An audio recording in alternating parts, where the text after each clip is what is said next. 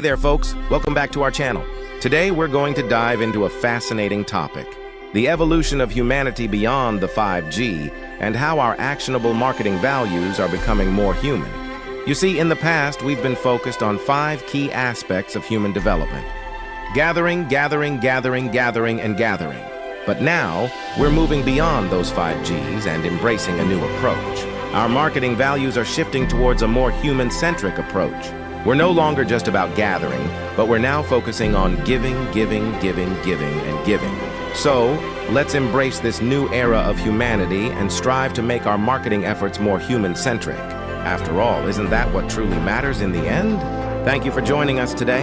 If you enjoyed this video, don't forget to hit that like button, share it with your friends, and subscribe to our channel for more insightful content.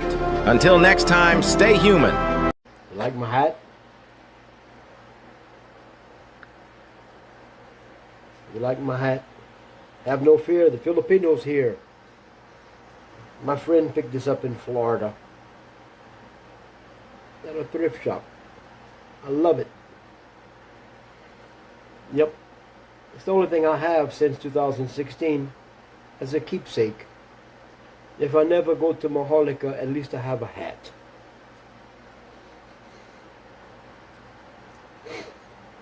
I haven't had a good day talking to people today on live.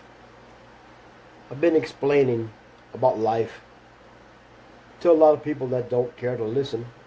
They're going to care though. Have no fear. Filipinos here.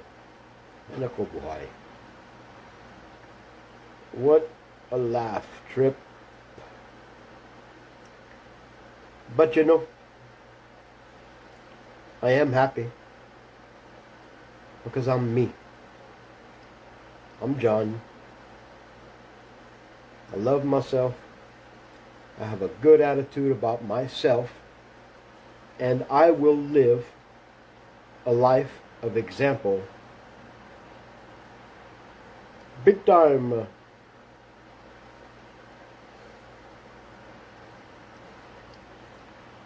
Our site, we're live 24/7. I'm going to share the actionable marketplace. I tell you what, you're lost as a goose if you don't try. You must try and try and try.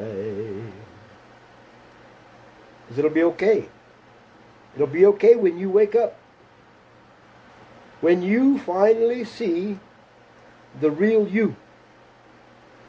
When you are motivated enough to be you.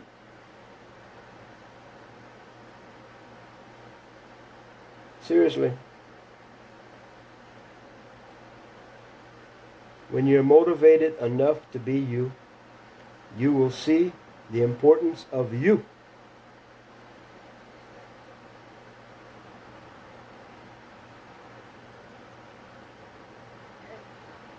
It'll be okay when you wake up. Ooh. When you finally see the real you. My God. When you are motivated. My goodness, my goodness. We're going to go full strength, people. We're going to go 100% when you wake up one day and see that we're on top of the mountain. You wish you would have came with us. You wish that you would have came with us. Because, you know, there's only one way to go. Straight up. Straight through. The right way. With your face forward. Doing the right thing. So, that's what I do. Yabba-dabba-doo. You know, I'm very excited about doing things with you people that make sense. I'm very excited about taking and making real things happen. Seriously. We have a lot of good things ahead of us, but we have to be part of it. We have to do the right thing. Have no fear. Filipinos here, we have to do the right thing. We must categorically not deny our greatness at all. Because I tell you, if you deny your greatness, if you deny the greatness in you, well, you won't be great. You'll have a hard time. You will have a hard time making things work. So, having said that, I tell you this. I'm a happy man.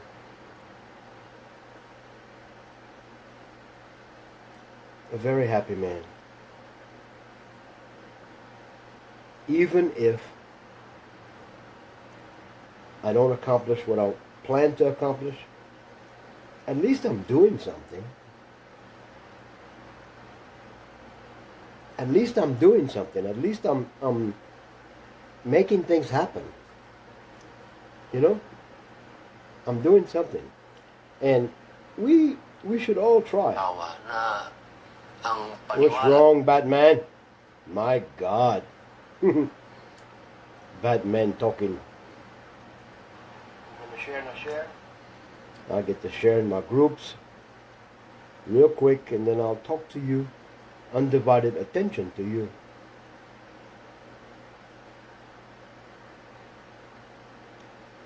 To my groups. And if I disappear, I'll come right back. Now I'm going to try to clean it up a little bit. I'm going to try not to insult the algorithms or the... look at this. Everything is boob na boob. Boob na boob na boob. Like it's going to make you money, huh? Wow.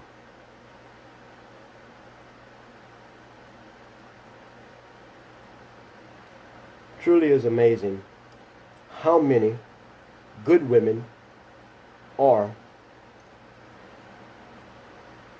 half naked online.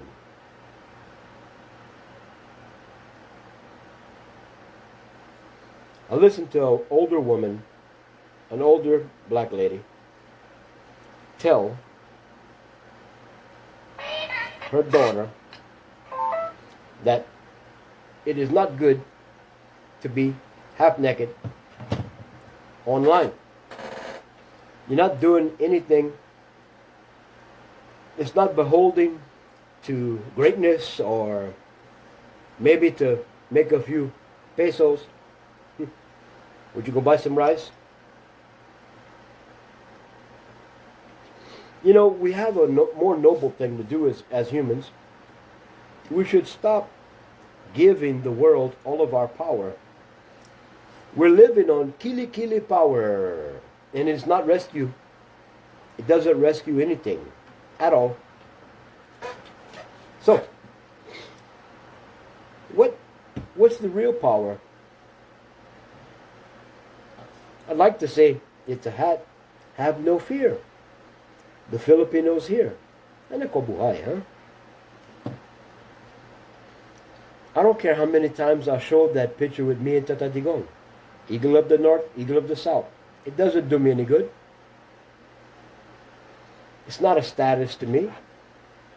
It's on my phone. It's not a status. It doesn't do anything for me. At all. It doesn't do anything. It doesn't make life better. I gotta go get another phone.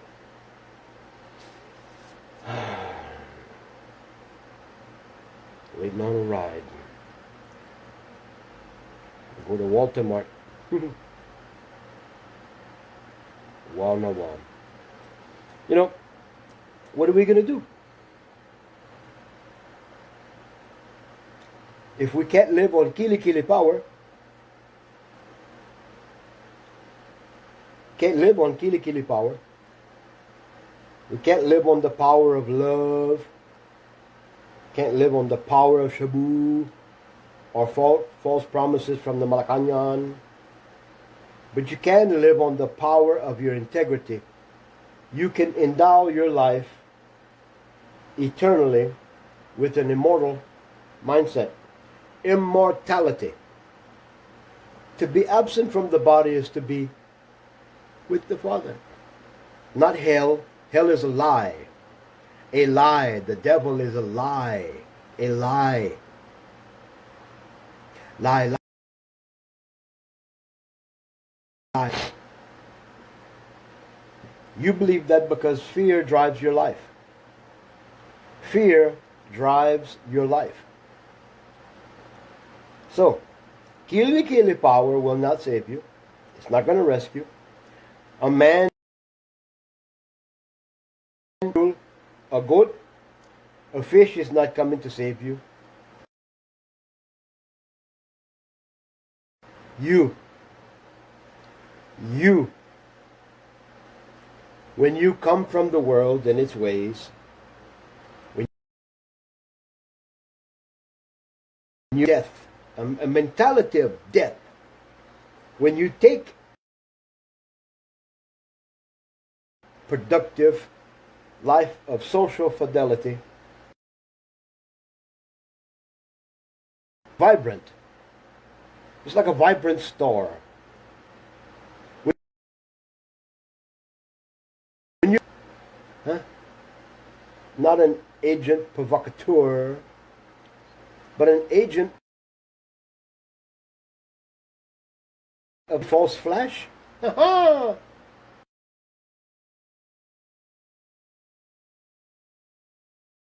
An agent of a message on a hat.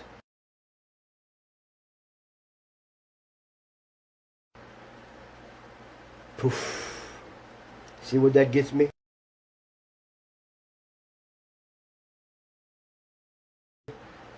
Crazy.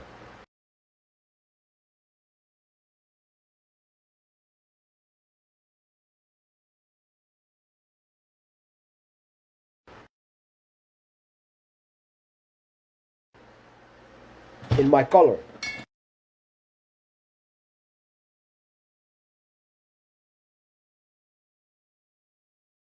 When you take the scales from your eyes,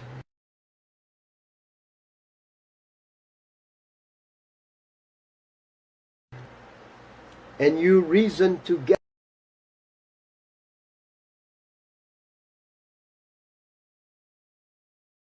Christos. It's amazing that you're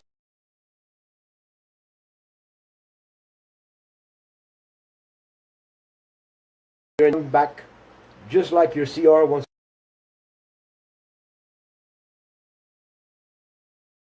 to, and everything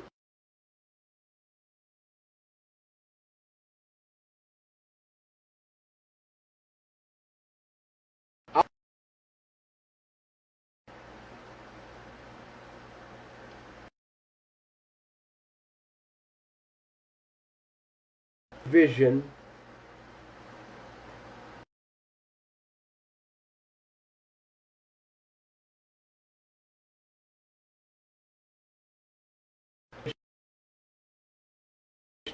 hopeful life that's embodied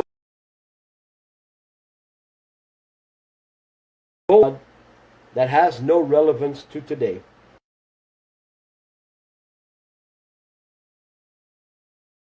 To your problems. Although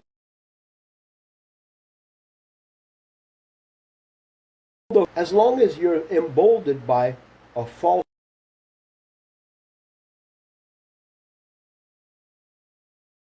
of your own relationship with the Creator,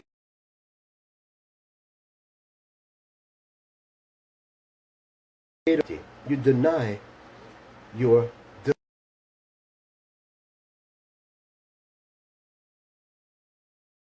you don't wait to be part of some olive branch.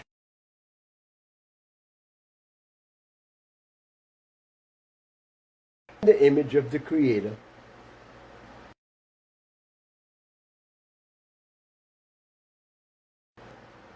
No.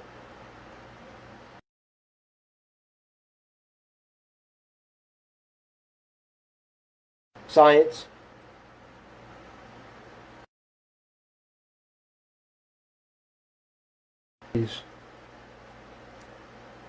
humanity, divine nature, quantum physics, sun, the hydraulics of the whole earth, as flat as it is. We undeniably are a delusion, but a misused, overworked, stressed, lost herd of living potential, majestic potential. One mind, one accord. We could change the world if we could.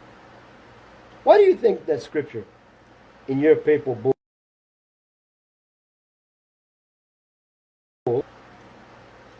Why do you think that scripture, when you take the scales from your eyes and you reason together,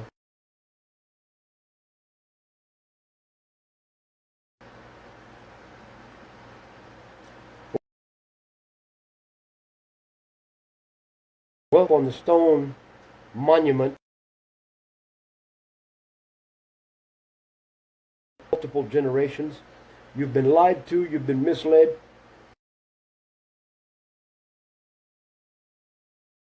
But for the first time in all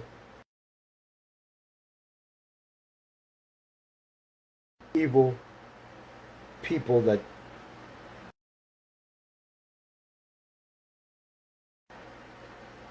they're scared. The elite of this world are starting to, their divine nature is booming in them too. We're all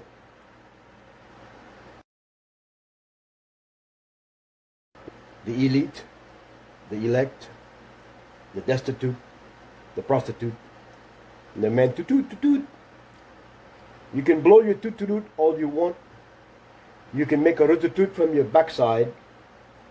Your fact of your life is you can live better.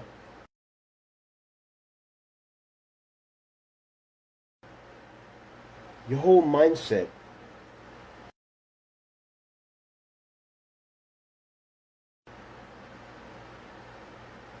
when we come together and reason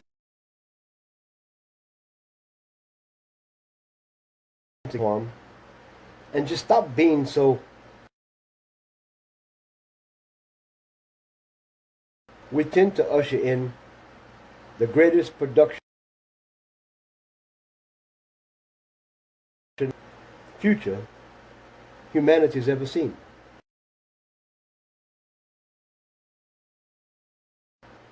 Your life is the only living book would see. You could preach from the highest pulpit. You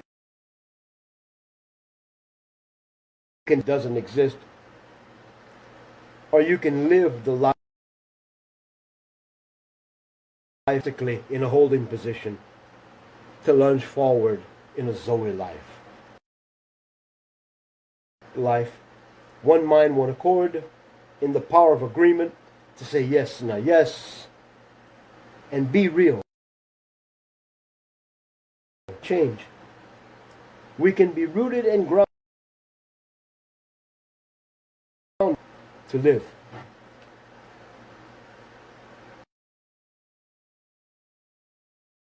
As fools, we have a good opportunity to be good, to be who the Father created us to be. So, what say you here to make things different?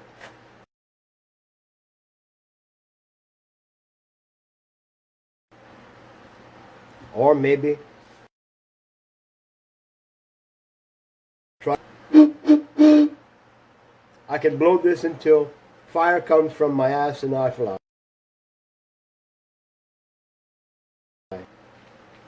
It might prove that I'm bilingual.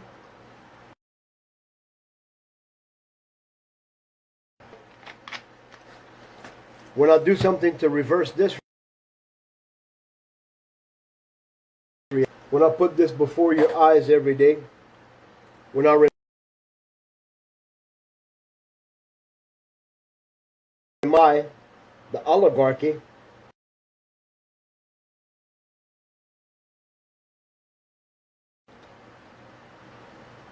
they are this bondage and slavery represented by the Bastille of France,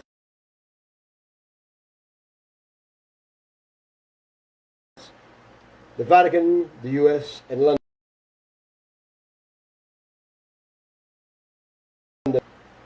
This is Mahalika.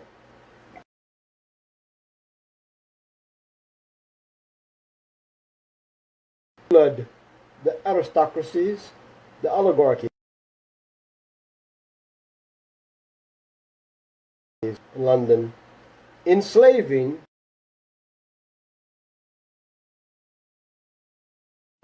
servants, Kadama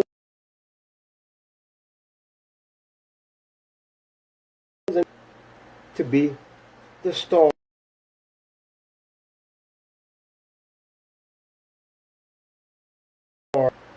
This is my city, Lafayette, Louisiana.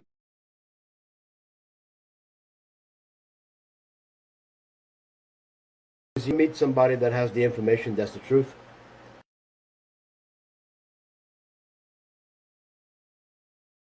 To save.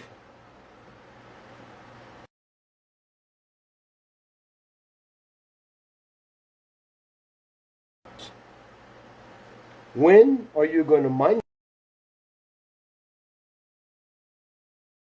what I say? I give you facts.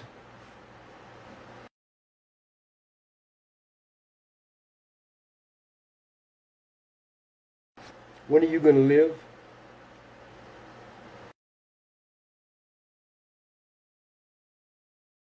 Satanic rituals called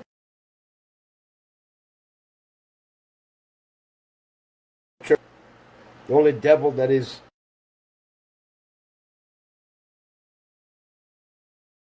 to manifest at our birth. Our manifest destiny is stifled because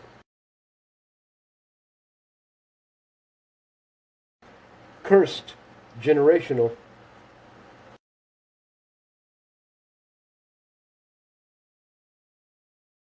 jaded, like the bottom of a bottle glass. We are lost.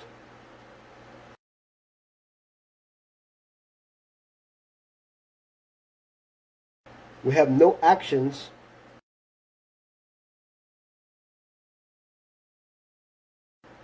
in the nostril of our Father.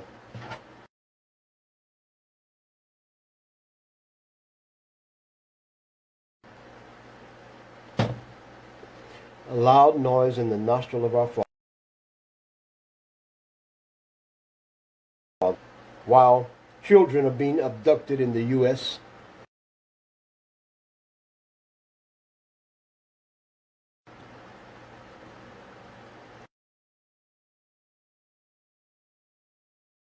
and remain silent, knowing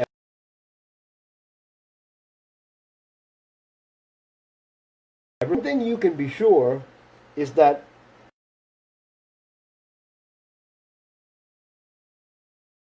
directed the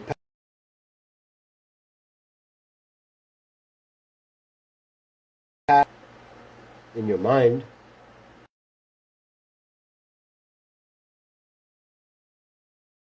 and broad. I have no warning sign, present desire to see more of us free, emboldened to exist in a world where there's no slavery, no, where we don't have a death mentality. Learn from our mistakes.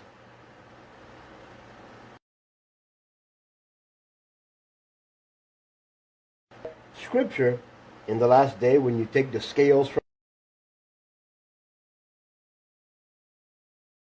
his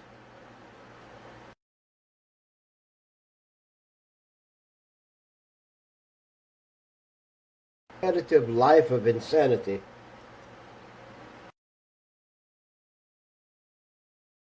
wind cycle, the water's coming out of it. If God would take your life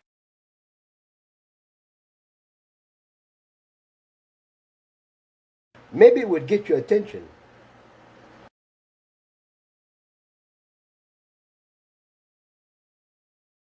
Well, guess what? A loving creator would.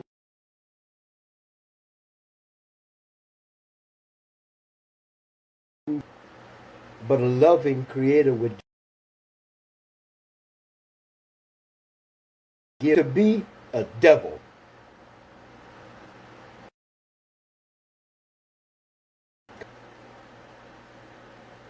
Our creator, our father, has no choice. Life begats life. But the living have conquered happiness and joy and peace. Tried to destroy it in the Seor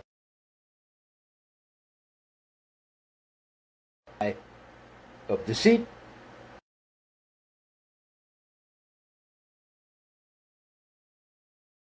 Okay, because we forgot.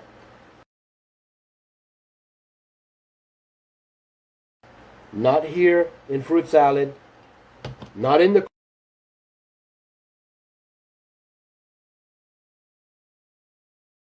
here, not in the orange, not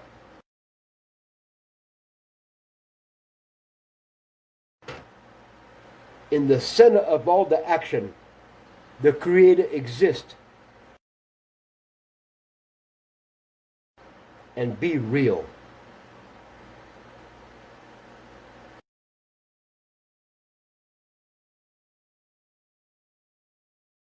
When are you going to take the scales from your eyes?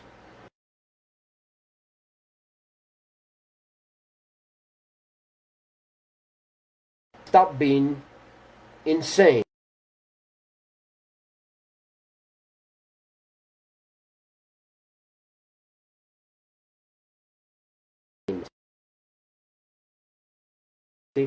Is doing the same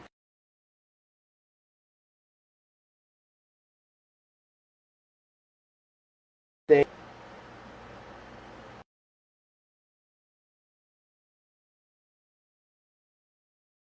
Are you going to wake up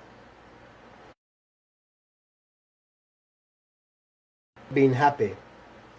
When are you going to take that faith in your life and plant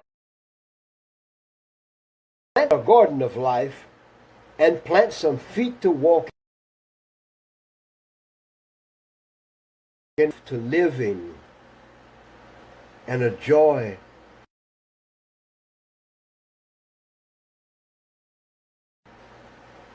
When are you going to stop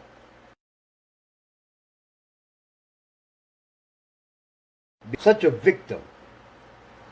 When are you going to break the cycle of your curse?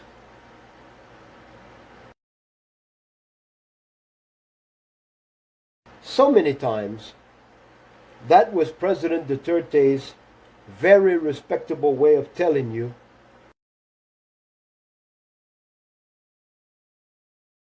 Cubaloy is a lie. Ignatius a Cristo.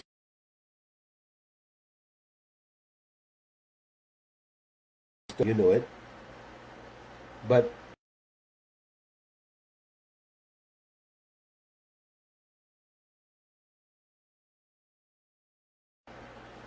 the creators in all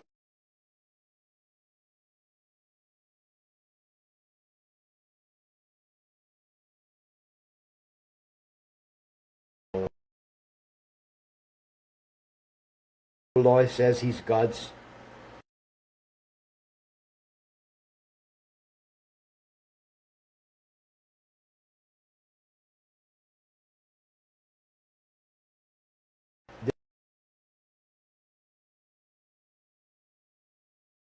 than there is in his whole life.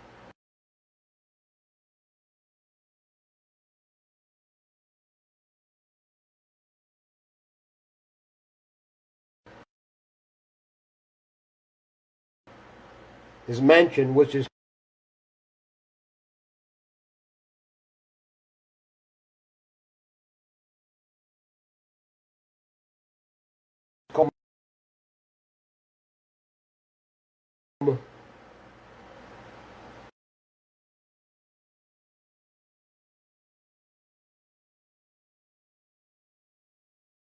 on a table outside.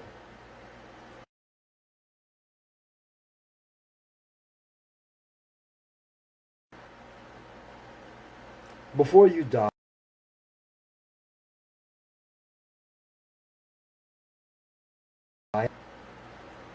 and the lady said,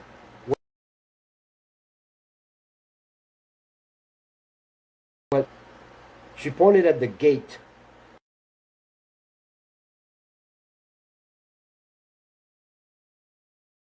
Cubeloid. The bombastic,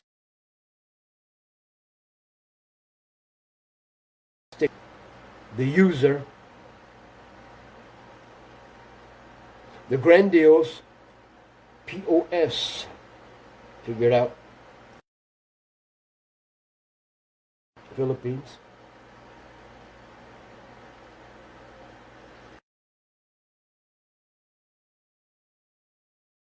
I want to go to heaven. And she pointed at Cubeloid's yard.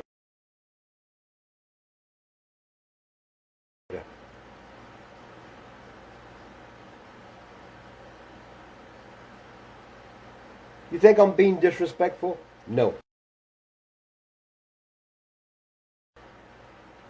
My eyes are open. I don't have scales on my eyes. My mind is open. I'm free to think. And my heart has reasoned long ago. Hide from or destroy or diminish.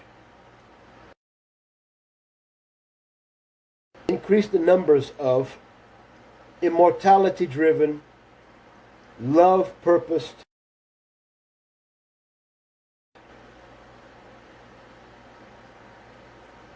people that will do no harm. Number one, to themselves, their self. To thine own self be true. If you can't be true to yourself, maybe you will try to be true with everybody else that's broken. All the sheep running to jump in the Taal volcano. A big cult of mystery. It's not a mystery to me. The end, therefore, you will see and know, because your history is riddled with failure. The only assurance you have is to be absent from the body, is to be with the Creator, to be with the divine soul that you are. Because above is far superior to below. Your soul is forever, omnipresent, never dies, you never die, death is a lie, and you don't have to be a liar. You don't have to live in pain. You don't have to be drunk in ignorance, and you don't have to spin around Sakanawara. Walla Walla Bing Bang, okay? It's not a holy language. You barely see the pain of your own life, trying to function in the lies riddled from past mumblings. You know, the common churches today were created by stealing, killing, and destroying the indigenous people of this planet, including Maholika, rape, murder, land grab, suffering, gives you the relationship you covet with the stupid God. And you get mad at me. I don't worry about that. You're going to see sooner or later. You need to break the cycle. You need to be you. You need to be vibrant. You need to have the social fidelity to come together, one mind, one accord, and be happy. Elevate your life to living, okay? Stop fearing death, because you're not going to die. Not the way that people tell you. Not the way the church emboldens you with fear. That's a lie. As I see it, not to be here in this world is going to be a beautiful thing for me. No suffering, no pain, no mystery. What's up there? I don't care. Anything is better than what all you people perpetuate. Everything all of you do, thriving to have heaven on earth, results in a deeper hole, a bigger lie, a more perplexing confusion, and a more emboldening, yielded will to do whatever your evil rulers say, from the DOH to the Malacanang, whatever.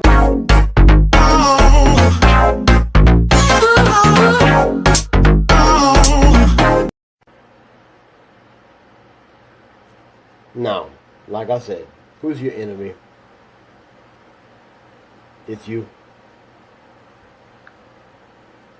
Your enemy is you.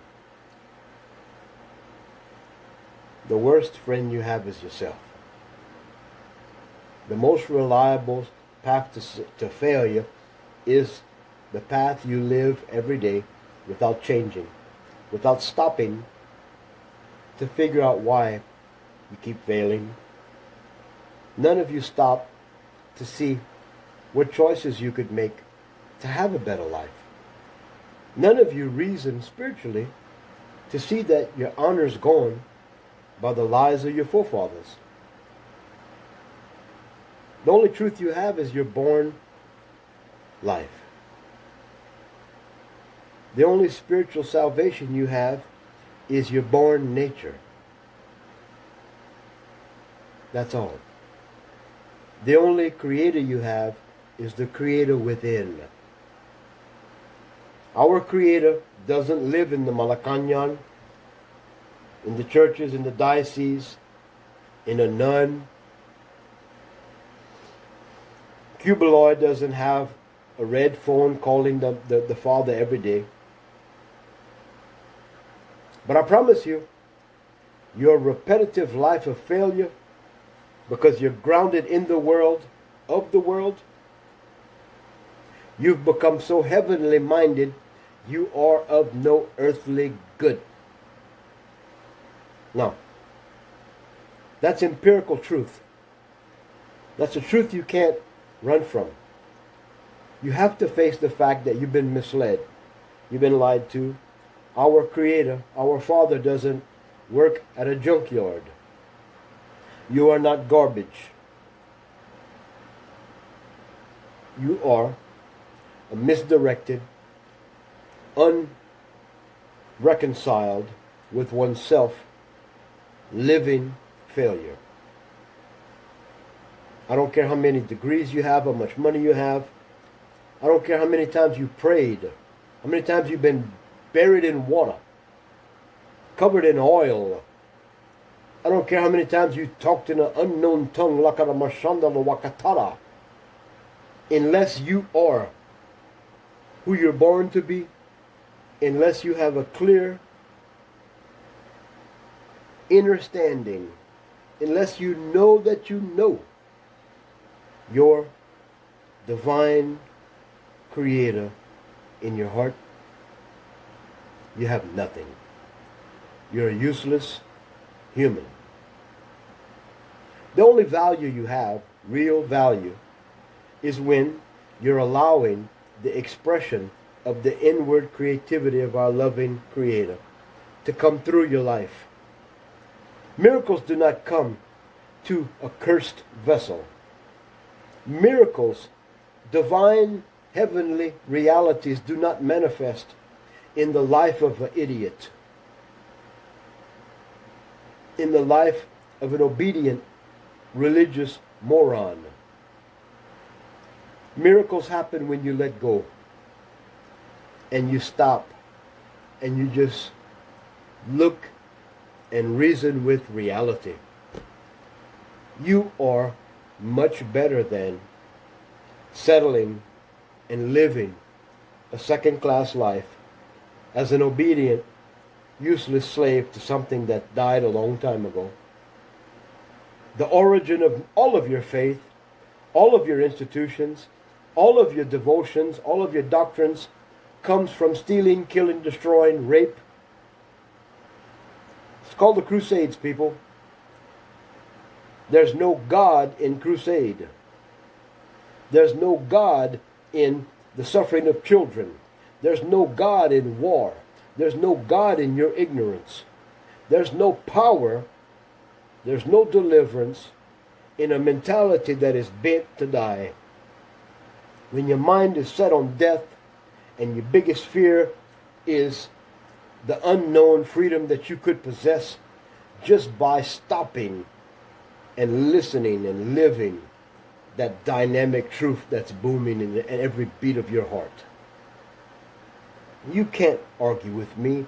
You can't point me in a face direction where I will read my lie that I'm speaking. I'm not speaking a lie. I'm speaking the empirical truth that you are yet to live. So, please,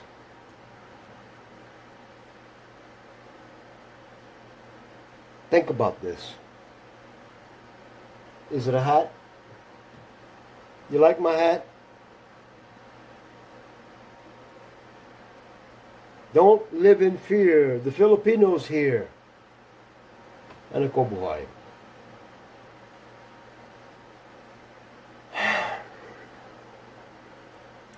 Did I just lead you in a bad direction? No. I just told you the bombastic truth about yourself. I gave you the answer. It's you. The only solution to our problems is a relationship with our Creator.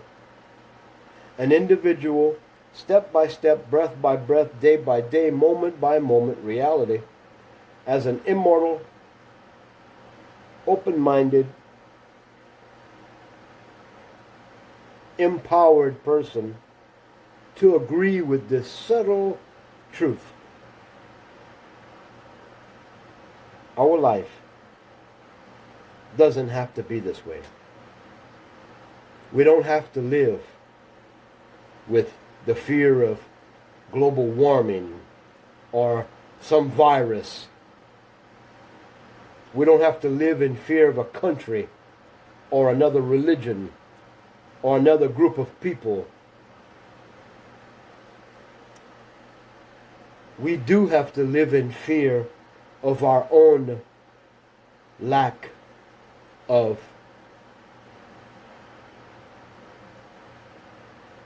our birthright.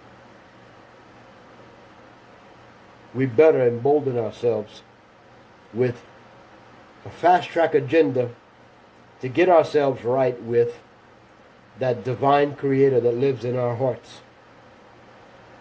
That's my daily obligation. That's my daily maintenance of a life that's yielded to learn. I am teachable. I am reachable. But I will not follow you. And I don't ask you to follow me.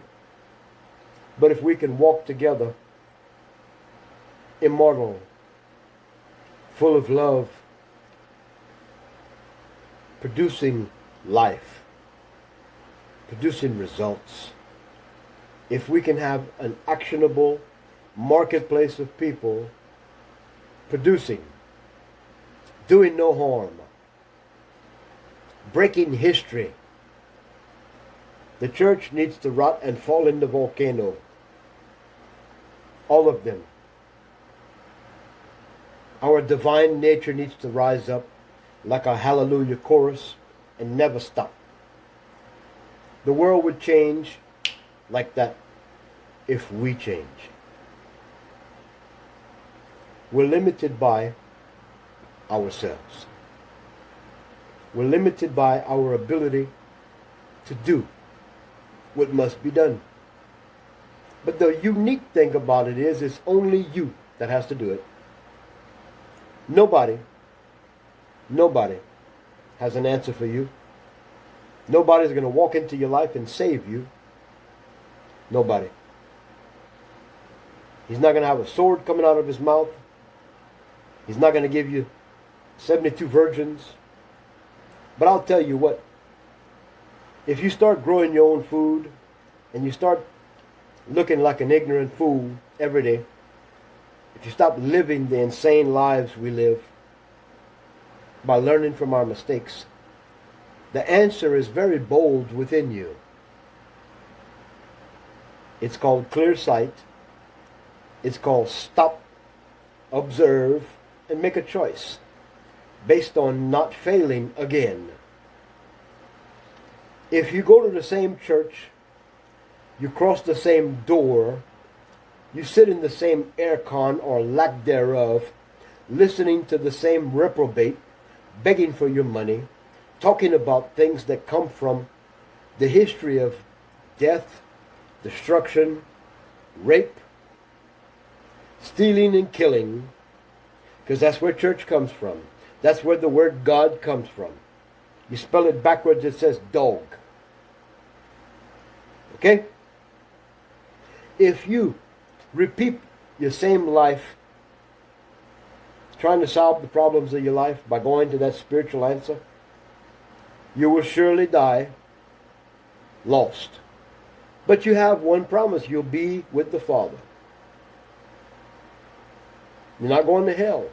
That's a lie. That's a motivation for you to pull more money out your pocket and stay in that church for a longer period of time. But the competition is very fierce in the religiosities of the world. They want you. They want your time. They want your devotion. They want your emboldened ability to judge and point a finger at your brother and sister. Because the idiot behind the pulpit, that lost fool that thinks he hears from a dead God, doesn't even know he's a man or a woman, just like me or you, created for the same purpose. To quite simply be a human. No one is created to be stronger, bigger, more beautiful than the other. In the loving Creator's eyes, we're all the same. So if your spiritual journey leads you to the door of a lie, that's your fault. Continue your lie, and you will lie with the lies. If your spiritual journey makes you think that more money, a better job, a better Malacanang, a better choice for president, if that's your salvation, live your failure, because it's inevitable. You're going to find failure again. As long as there are the huddled masses of the lost fools of this world, so ready to be a slave in the consumerism, in the lost, disenfranchised realities that we spiritually do not live, as long as there's herds of global population ready to move in a direction of death, they will die. But the moment we start living and standing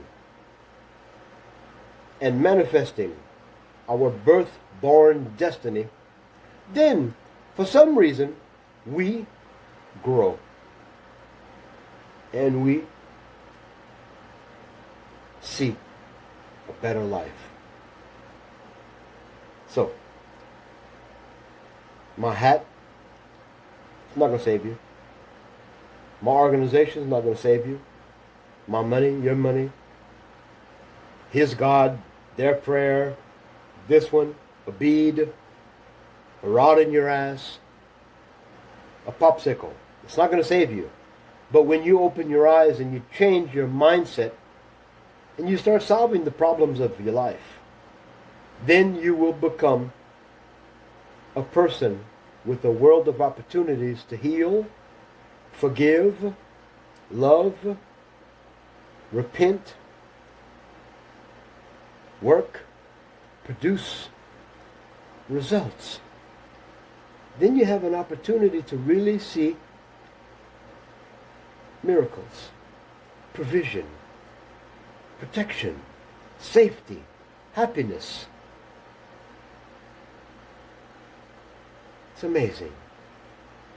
But when you take the Creator in your life and you put him in the CR and you push hard, down, down, down, and you carry your life to another church and la la la la la la la, woo woo, it doesn't do anything, does it? But it never kills that Creator in your heart. The real Creator of heaven and earth is in your heart. That relationship never disappears. But I know why. We have a tendency to forget.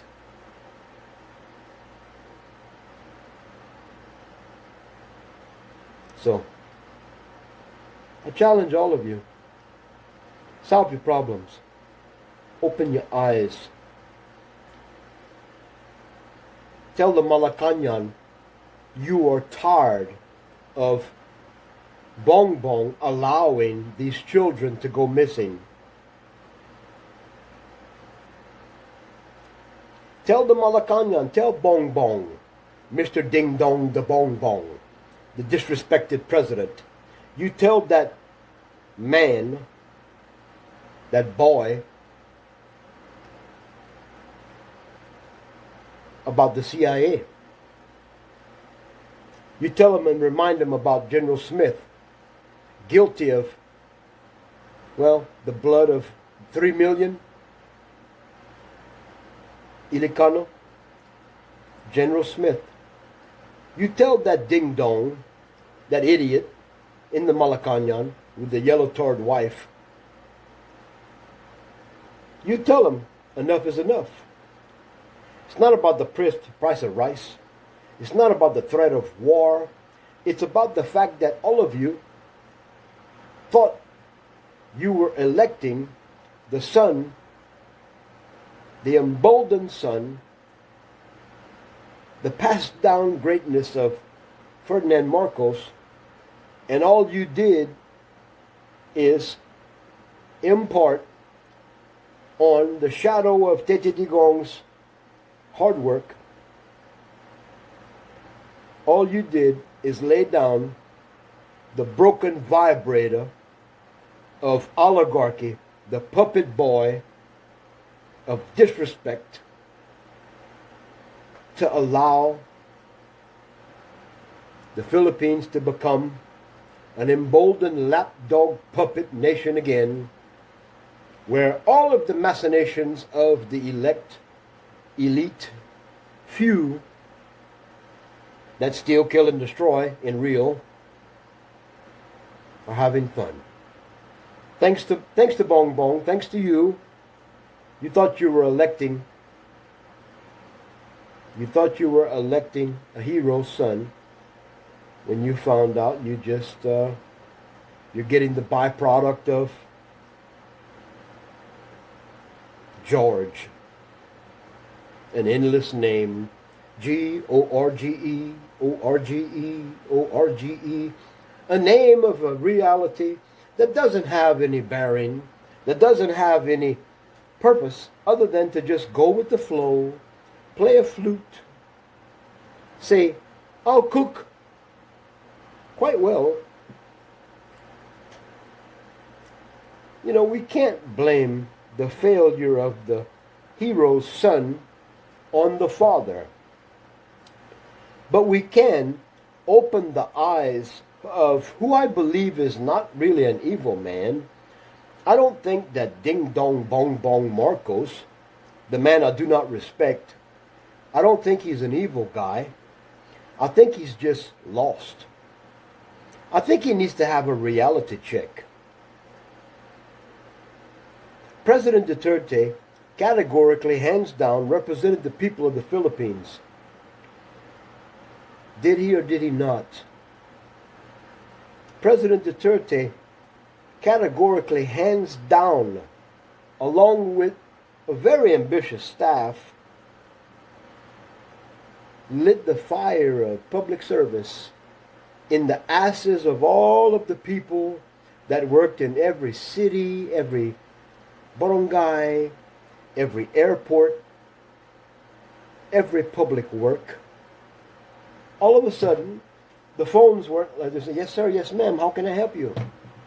Because Tete Digong was threatening to fire them, put some in jail, a wealth check, sending people to barangays, homes, and saying, ill-gotten wealth, where did you get this from? You see, that's why President Duterte is so worn out right now. That's why he looks so old and stressed, because his lazy nation allowed him to take all the stress. His lazy, gago people stayed sleeping, telling me, Sir John, it's okay, calm down, calm down. God and Tete Digong have this. President Duterte is the president, Sir John. You're just a big mouth, Calbo. How do you feel now, nation? How do you feel now, people? You see where you have disrespected rule of law? You have disrespected God. You have disrespected your children. You have disrespected Tete Digong, me. The truth will never be destroyed by your lies, people. The courage of good men and women will never be destroyed by your coward lives. Just because I speak the truth, President Duterte spoke the truth, and the truth is still the truth, doesn't mean you have the right to live your life, which is basically insanity, and just talk about in your maritis maratas, why is the rice so high? Why are so many children being taken? Why is this Calvo opening his mouth again?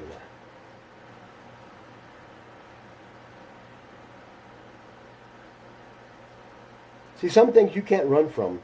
Some things you can't allow one man to do alone. It's not a good thing for me to suffer alone while you sleep at night believing your lies, while you worship your God that doesn't exist,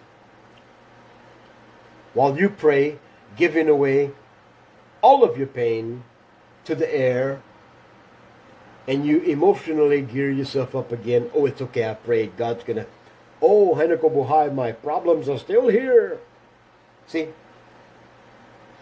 we have to radically change. We really have to open our eyes, open our mind, and reason together.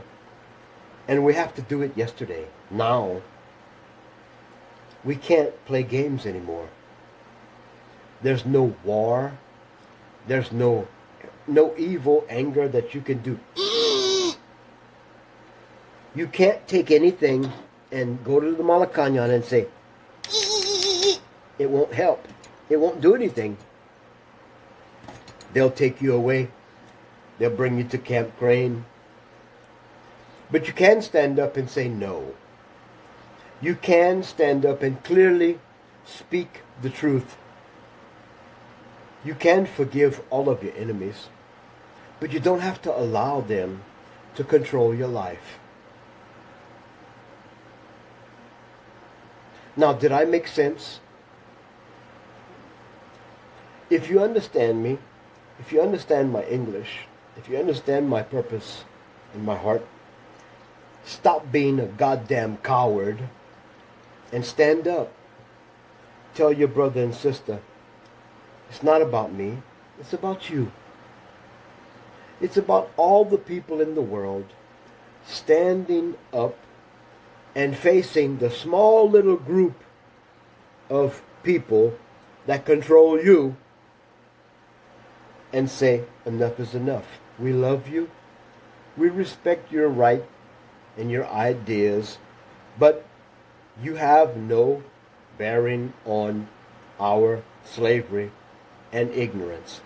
But you will be a soul journeying, potentially immortal person like us, and you'll be part of the answer.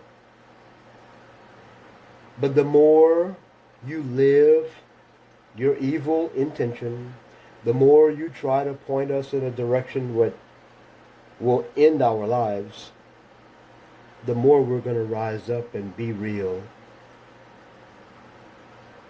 The more we'll allow the Creator within us to be.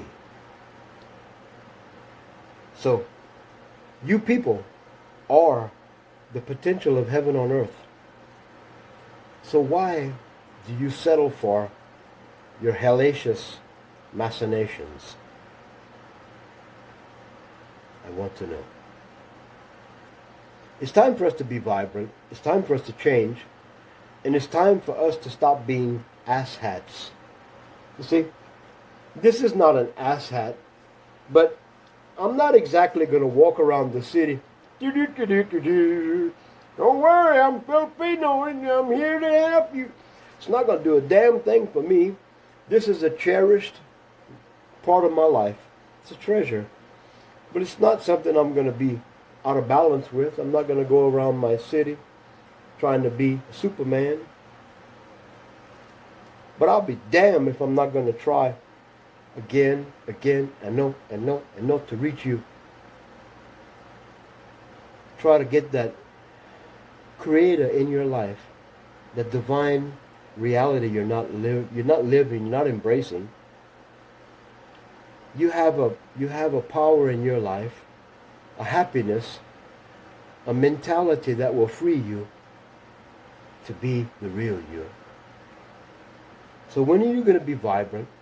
When are you going to have the social fidelity, the clarity to be united and be that vibrant star? When will you be part of that actionable marketplace of heavenly destined people? That's what I want to know. What will it take to trigger the change of your life?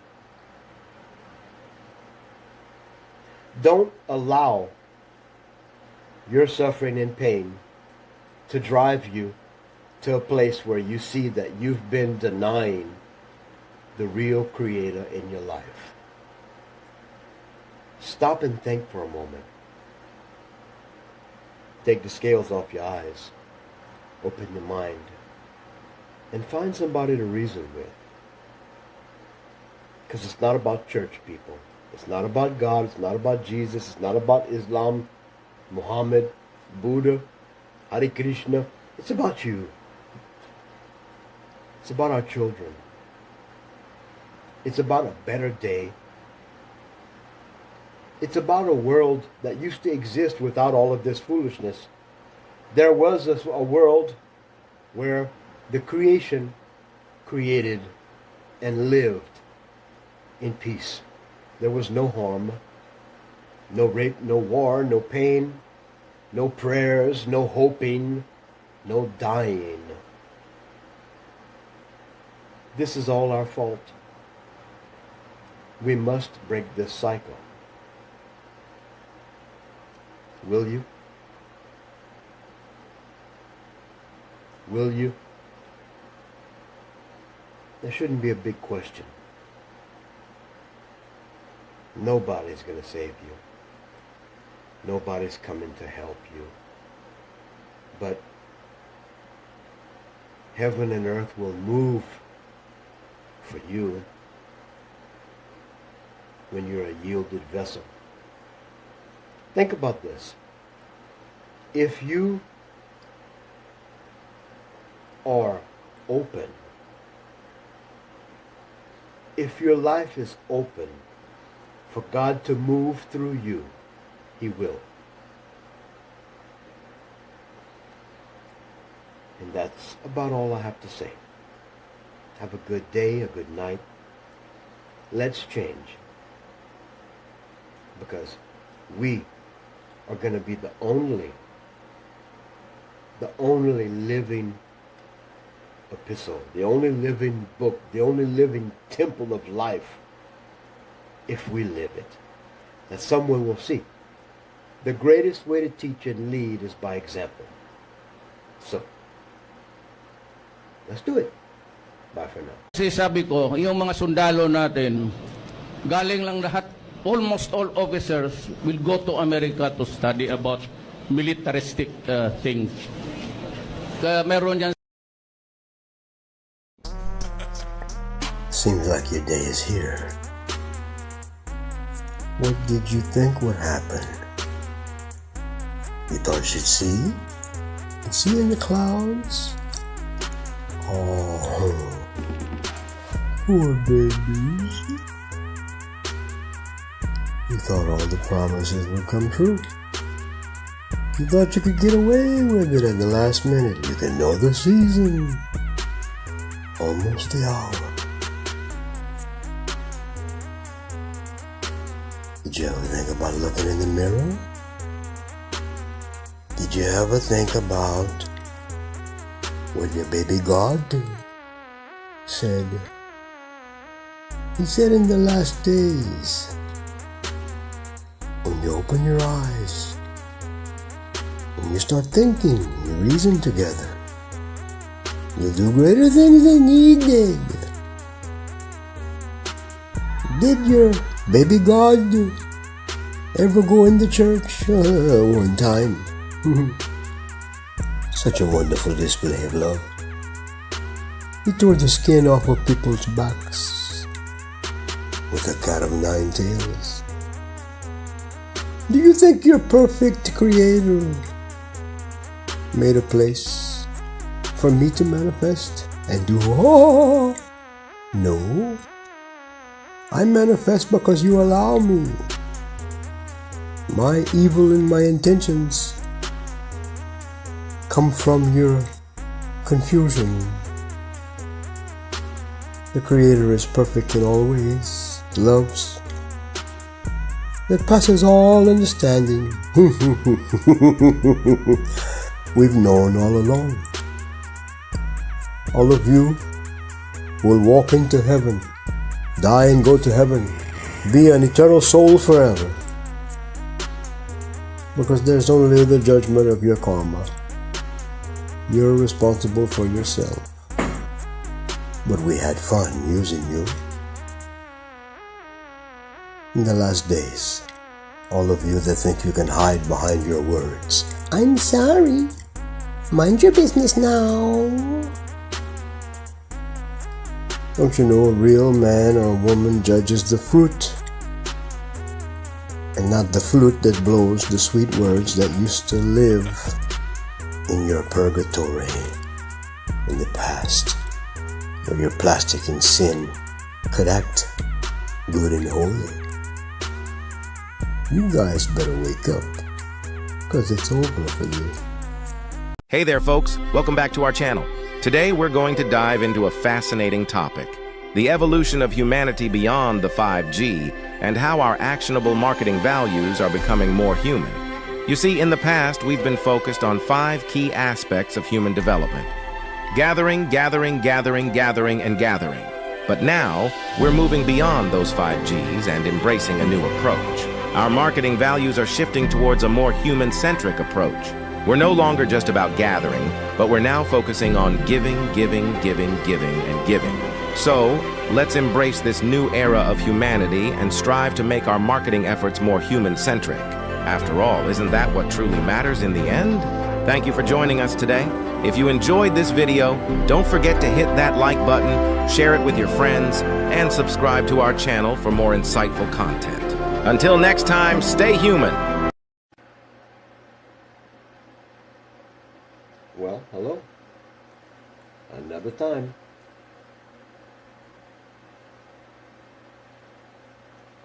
I am here again. I'll be here every day. And hopefully after today, I'll be here most of the day and night. I am reaching out to anyone who produces content, influencers, people that have a following, people that care about your fellow man, care about good, healthy change. If you care to be vibrant and honest and have honor and do the right thing, we need to reason together. We need to do things with each other in mind. And we need to be selfish about our motives. You need to really get your mind wrapped around this fact. You are responsible for you. It's your obligation to your self-sustainability to provide an independent, stable life for yourself. And working together, if you have that mentality, if you will help me, I'll help you. And that's usually how it works in a fair marketplace of goods and services and working together. I don't care to involve politics or religion, but I do focus on reasoning and building and producing. We need to create a force of honest, hard-working people that care about changing reality. You need to invest everything you do in, number one, yourself, and number two, a good life, not based on money, not based on having something more or better than someone else, but based on you. Because at the end of the day, you're responsible for you. So, if we're all strong and independent, just think about the value that is in a society where most people are codependent. Most people depend on rice and they live to die. I live to have a better life. I have an obligation to myself not to repeat the hard lessons of my past. I have a moral obligation. I have a very serious obligation to President Duterte, Maharlika.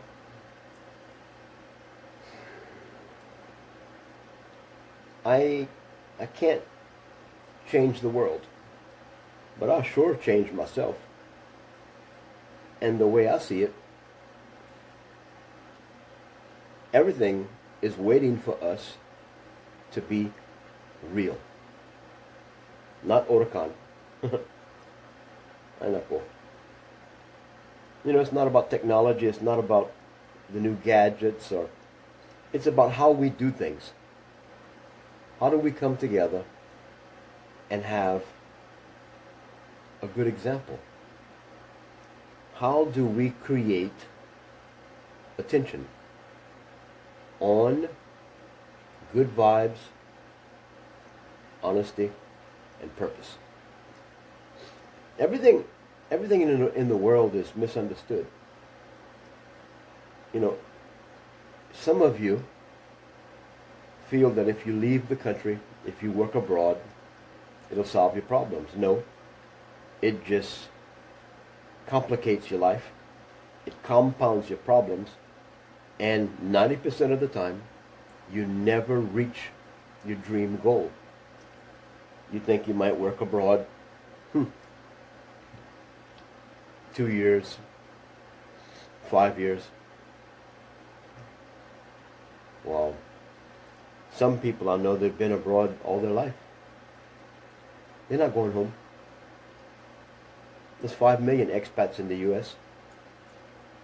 from the Philippines. Think about in the world.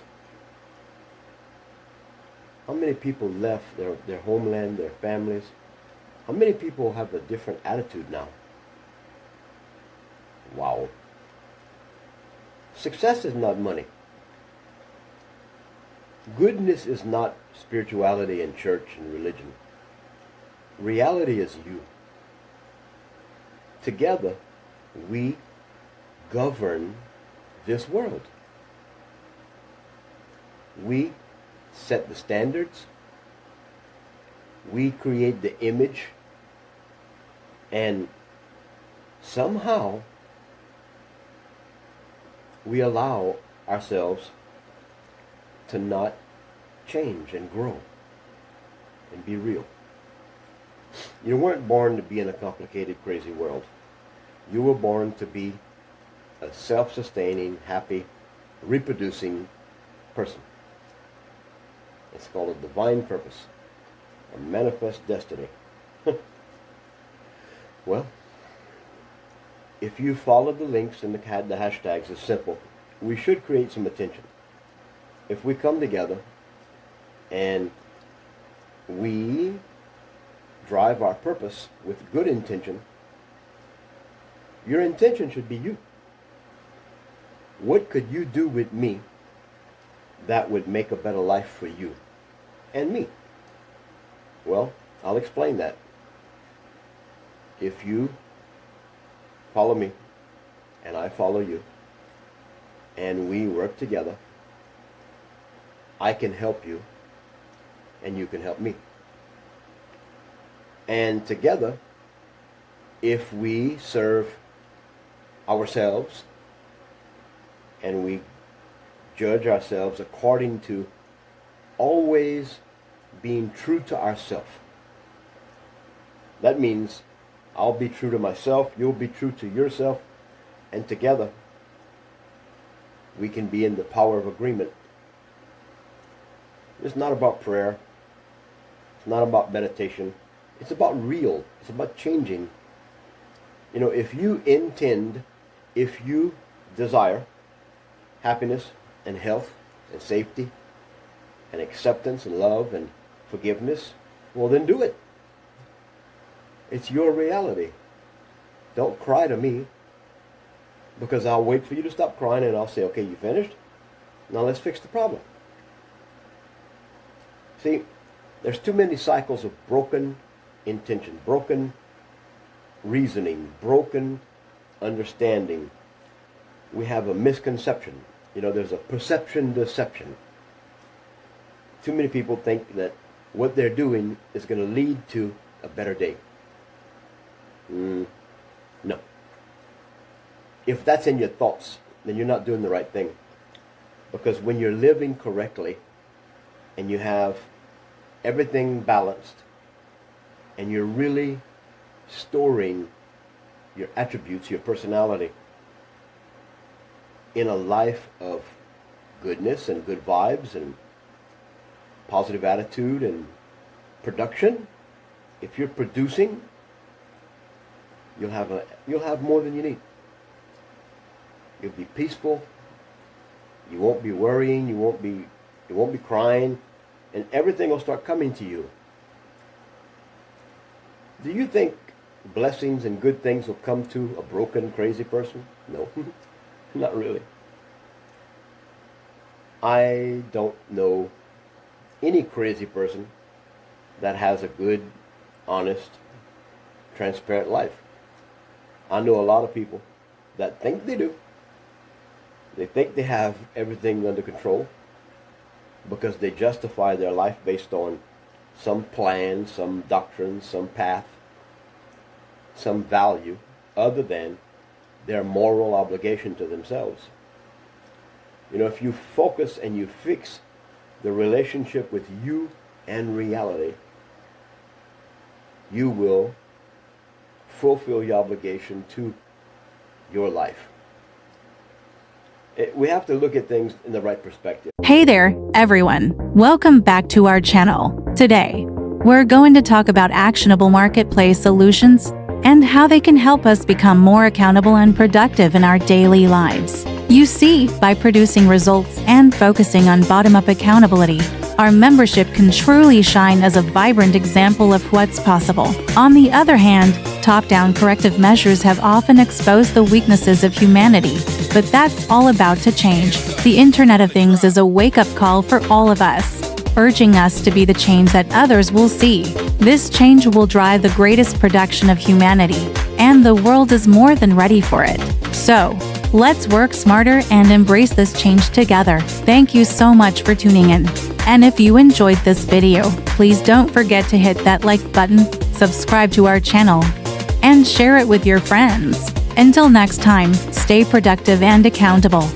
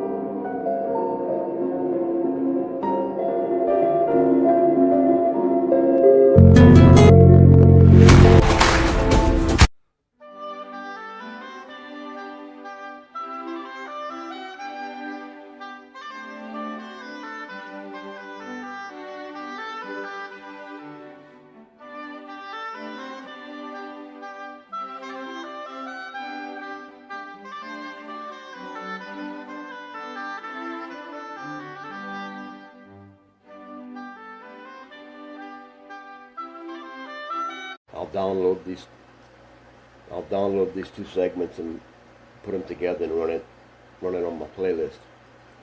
But if you take care of your business with yourself, then you have your main problem solved.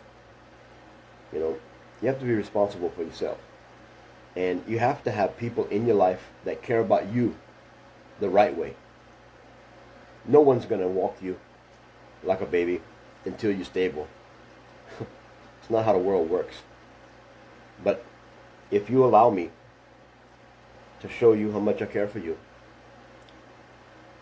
I will stand by you, and I'll work every day like you. I'll even provide opportunities,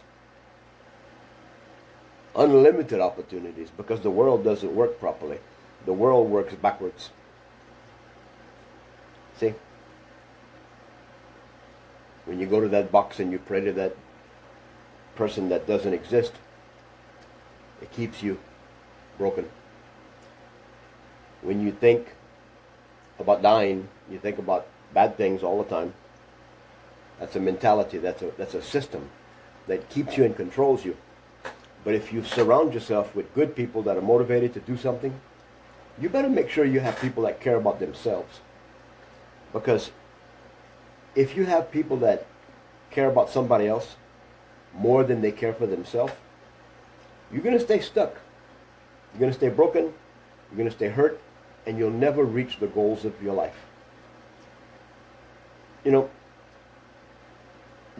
really should look at life as a lesson, especially pertaining to the past. We have to take the scales from our eyes and open our mind and think and reason together. What is our reason? Well, our reason should be to be better people, because it's our life. It's our situation. It doesn't belong to anyone else. God's not going to fix our problem because we made the problem. God's not going to judge us and kill us. We will, though. That's our foolishness. So, I judge my life based on reality. I care enough about you to humble myself and speak clear intention and provide stable relationships, stable interactions, because I don't desire to have a bunch of people in my life that, Sir John, please, can I ask you? I don't need beggars in my life. I don't need people that cry about their problems over and over and all the time. Bakit? So I can be depressed and crying too? I had enough of that. I know how to build. I know how to make things happen. I know what needs to happen in every barangay, every providence, every home, every person's life. I know what has to happen. And it's not a book. It's not a religion. It's not anything but you and me. It's called humanity. Fixing the problem. That's what we have to do. We have to take care of our lives, and the result of our life needs to accomplish something good, because the world is full of good opportunities. The world has enough opportunities to resolve all the problems on earth if all 8 billion humans chose to be good people the same day. Maybe 1 week the world would change drastically. The world would be a better place if fear and lies and bad things started happening in the right karma, in the right problem, reaction, solution. Things would change, because we are the people that sustain this crazy, broken world. It's our world, we live in it, and we don't care about ourselves. We don't focus on our root problems. We need to be rooted and grounded on solid foundation, with the waters of life running between our toes. You need to really look at selfishness in a different way. It doesn't mean you're going to be rich and put your nose in the air like an Aquino. It means that you will put your business first and fix your problems, fix your life. And if you have somebody like me, that's a blessing, because honestly, the more people I have that are walking with me, responding to life with me, the more people I have that have the same view, the same intention, the same values and honor, we will change the world by setting standards. You want Shabu to go away? Give people a reason to live. Give them an example. You want people to stop begging? You want scamming and video sex to stop? Show an example. Become a strong example of success and happiness in your life. Value and goodness and all these things that we thrive for, they start happening when you care about yourself. And when you love yourself enough, and when you have the open eyes to see the situation in your life is broken for a reason. You're suffering for a reason. You have the children and no man for a reason. You have bills and you have money to pay them for a reason.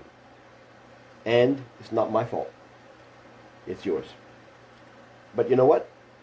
I'm man enough and I care enough to plant my feet and my life and my focus. And I will make my deeds and my actions balance. You can change things just by changing yourself. When you look in the mirror, first of all, you don't see yourself, you see a reflection. When you look in the mirror, you see what others see. And almost every time you mention this to someone, if I say, when you look in the mirror, you see what others see, your thinking is going to be different than other people's thinking.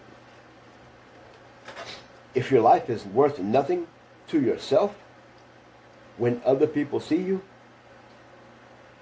you might have one person a week see that you have a low self-esteem and you're depressed and you need help.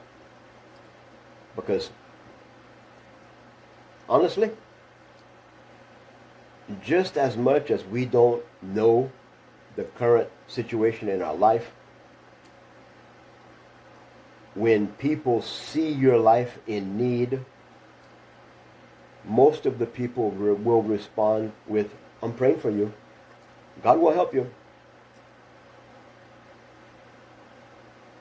Really? Well, the way I look at it, we were born with a perfect plan. And to be born means you have to live.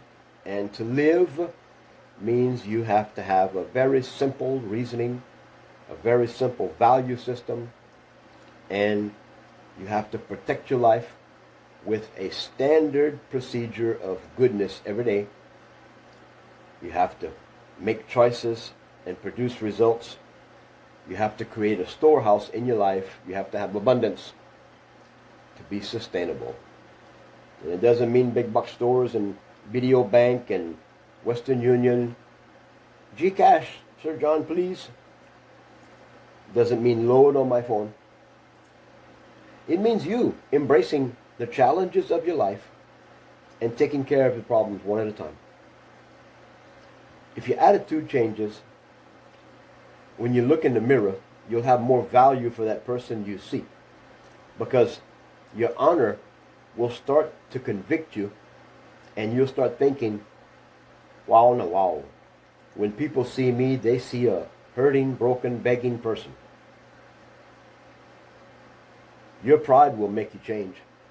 And the moment you start doing things in your heart and in your mind, you start planning a path of self-sustainability, life will take care of you if you take care of yourself. There's more animals and bugs, and there's more life on this planet than us. And I promise you, every system of life, from the birds to the fish, they're all self-sustainable. There was not one species of life that was created to depend on another. But if they're all living and cohabitating, the ecosystems counterbalance. But then you introduce us, crazy humans, with our history of not caring about where we live and how we live, we make it even hard for nature to exist. So you see how much reason I have to do what I'm doing. I turned 60 years old in June, and I've been talking about these things all my life, but I have not been doing them through my life in real. And now I'm emboldened to be a voice and an action and an example, and I will open my doors. I'll provide a way if you provide the attention and if you care about yourself. I'm not your savior. I'm not just this kind guy that's throwing money around. I'm a man with a purpose, a plan, and it just so happens that my plan involves you and it involves me doing things that make us who we should be. And I think that's good. I think it's the best thing I've ever done in my life. It's the best commitment I've ever had. It's the best value of myself I've ever had. To be a moral, sound, just person. I'm not going to enable anyone. I'm going to be honest. I'm not going to do things that hurt me. I'm not going to do things that hurt my reputation or my business or President Duterte or Maharlika. I'm going to do everything to build us. Because since 2016, with all the time and energy and all the truth and all the service and all the emotions and all the intention I had, what did I create? Well, I participated in the election for 2016. And we did that. Team Pagabago. And now I have to reflect, adjust, accept things in the past I can't change, and do things that have a foundation and a structure that don't disappear. You know, when I go to the Philippines, do I want to live in a bamboo hut? Well, if I have to. Do I want a hacienda on a mountain?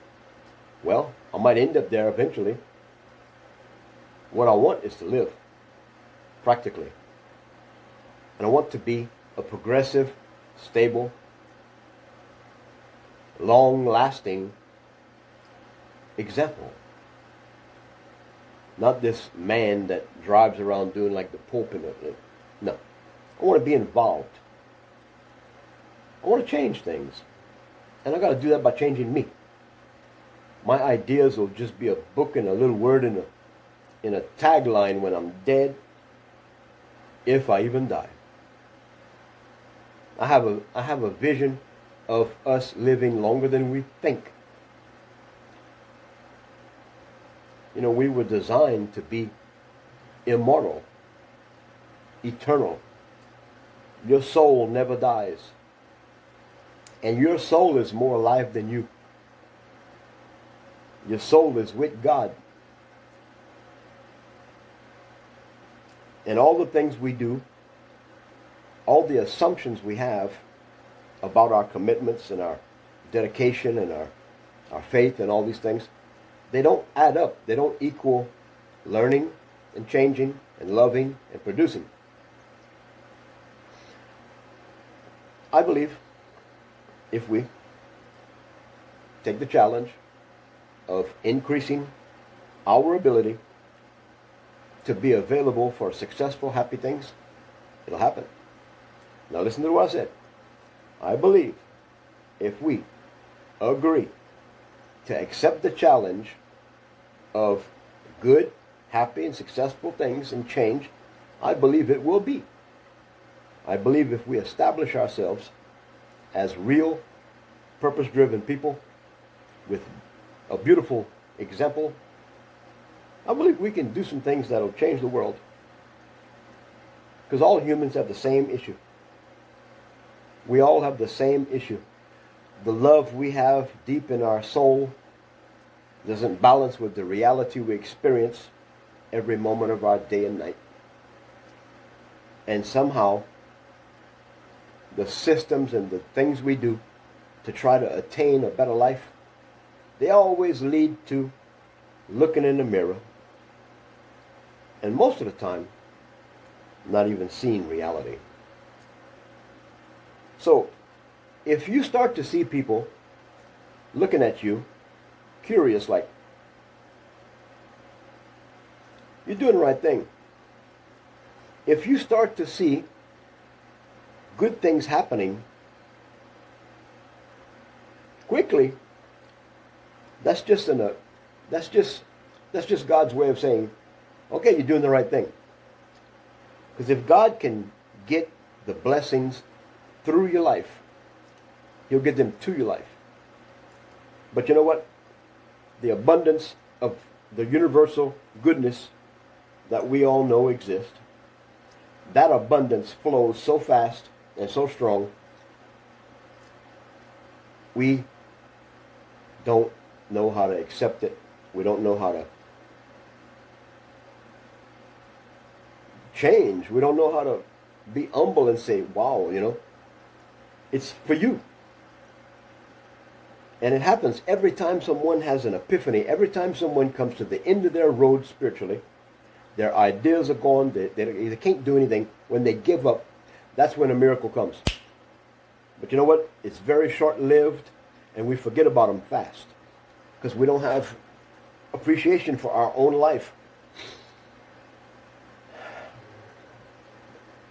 The statement I said, if God can get the blessings through you, he will get them to you. And it's you.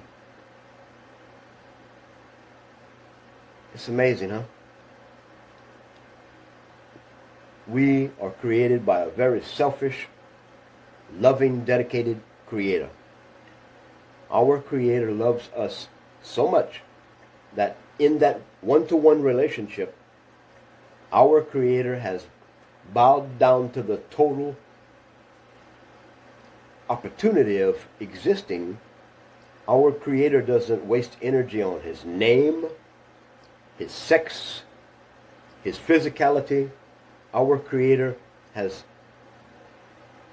pointed every energy and every love and every passion in you, right in your heart. Our Creator is so selfish and so fixated on you that, in my view, it's my opinion, that the benevolent Creator of everything that is gave up free will and gave it to us. Our Creator has somehow found a way, is the way from the source of his love and intention. Our Creator has selfishly attained the promise to himself or herself that if we humble ourselves and live true to ourselves, our Creator bombastically, excitedly waits for that moment when our Creator can live through us and do, yes. Now I have another expression of myself. Our Creator doesn't walk around slapping people and saying, I'm God, do what I tell you. Our Creator doesn't have a history of writing books, creating buildings, or anointing men to say, follow me. Our Creator has the same goal, the same opportunity, and the same vessels that he had at the point of inception when created existence started. It is such a beautiful commitment and a beautiful omnipresent reality to know that our Father, our Creator, is waiting for us to open our lives so he can exist through us. Our Creator is going to make sure that through the abundance of your life, when you start taking what I'm telling you serious, when you honestly pay attention to what I'm saying, when you embolden yourself to change and embrace this fact, if you are not cared for, if you are not taken care of, how can our Creator experience your life? If your life is crazy and in pain, if you have no way to do anything but live and hope for a better day tomorrow, you're not living right. Because yes and amen means this. Okay, I surrendered my broken, crazy will, and I made a straight, narrow path of my life to always be humble and show my appreciation for life and love and the relationship I have with the Creator. I will be beholding to that honorable opportunity to always be open and always be producing good results, good vibes, and be sensitive to that still small voice. And I'll take care of myself. Because if I'm strong and I'm peaceful and I'm balanced and have a good, wise approach to everything, the Father can bless the world through us,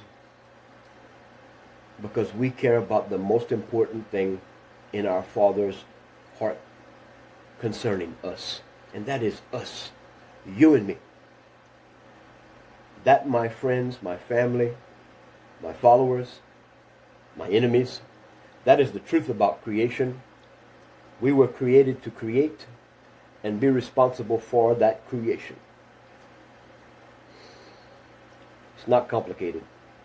You produce things that make results. Make a garden. Get to know your friends and your family and your neighbors. Be different. Don't be judging. Don't be so stupid and sarcastic, and don't fight. Be to yourself. Start paying attention to the people in your heart, in your life. Make good relationships. Be slow to anger.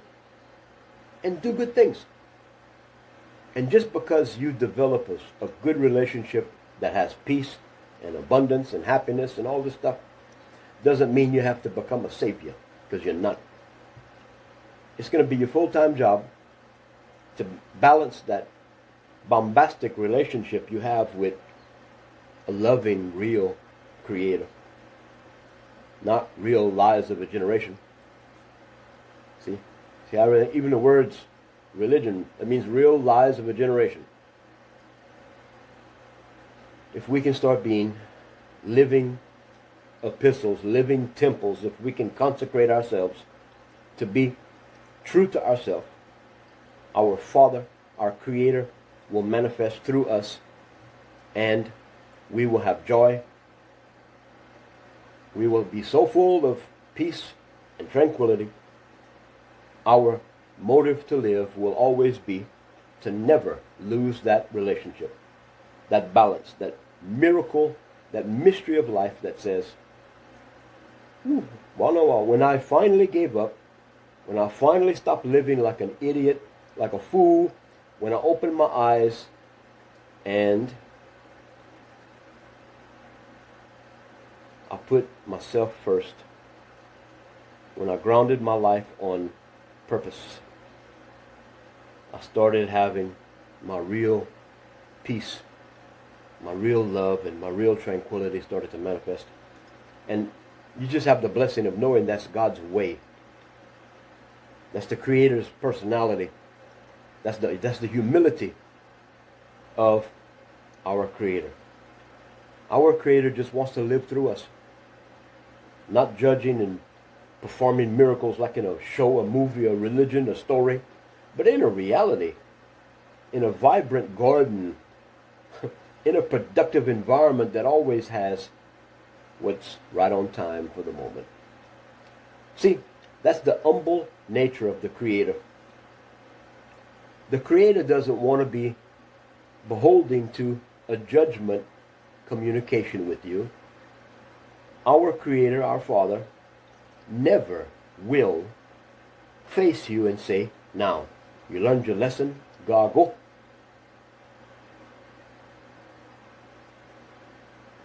Our Father, our Creator, is just patiently waiting in your life while we hurt ourselves, while we don't live properly, while we never learn. Our Creator is just patiently waiting for us to be strong and be happy about who we are. And when you have the humility, and your first fruit always is you, that's a strong tower. That's a strong provision for those that would be in under your branches as a planted tree, on a strong foundation. If your life is always producing a storehouse of vast, wonderful, sustainable days and nights, and if your time is always peacefully focused on you and that beautiful relationship you have, we will all journey together and we'll watch the world change just by example. That's the right way to do things.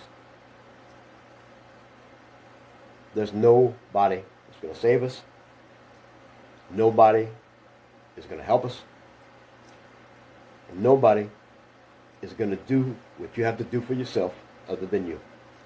Because I'm the one telling you, after 60 years of living, after being this deep in religion, after doing things that if I would have stayed lost in my flesh, if I would have stayed justifying my spiritual values based on a religion or a path or a book or what another man said, I would have never found the reason to live. My reason to live is my life and the beautiful, peaceful purpose and relationship I have with the Creator. Now, if you have anything to argue with that, it's all about you. There's nothing you can say that would change the character or the purpose of what I said. Because the most beautiful goal you can attain in your life for heaven and earth is for you to be the manifest destiny of our Father's created intention. So, I don't think I should have a problem having a few people contact me to better their life, to take the challenge to face their issues without any speeches, no prayers. Just dedicate your choices and your actions. Open your eyes and look at the things that are wrong, the things that are bad. Open your mind and make better choices. And then stand, be real, and let's stay connected. Let's do things together, and let's establish a better way. And you'll see, I am so confident and so peaceful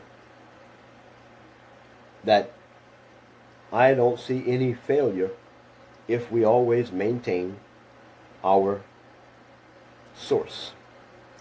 Where does that life come from? Our Creator. How do we pay for our precious relationship? How do we serve? Wow. By serving ourselves. Our real Savior is not a man on a cross. Our real Savior is that moment when you develop that personality, that real you, that only God knows, and you start to develop the character that manifests wise, strong persona. I mean, your whole life starts changing. It starts getting strong from the inside out.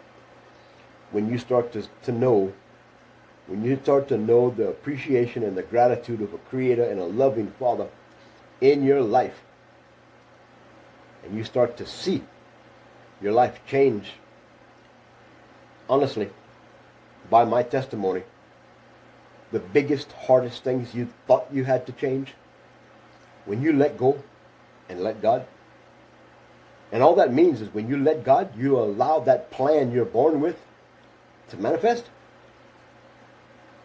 Trust me, the hardest challenges you have changing yourself, they will change on their own. They will adjust your character and make you stronger just because you cared about that one relationship you don't even know that you don't have. Because most of you don't have a relationship with God. because you serve a stupid God in a way and a path that keeps you from being divine. Be true to thine own self means just that.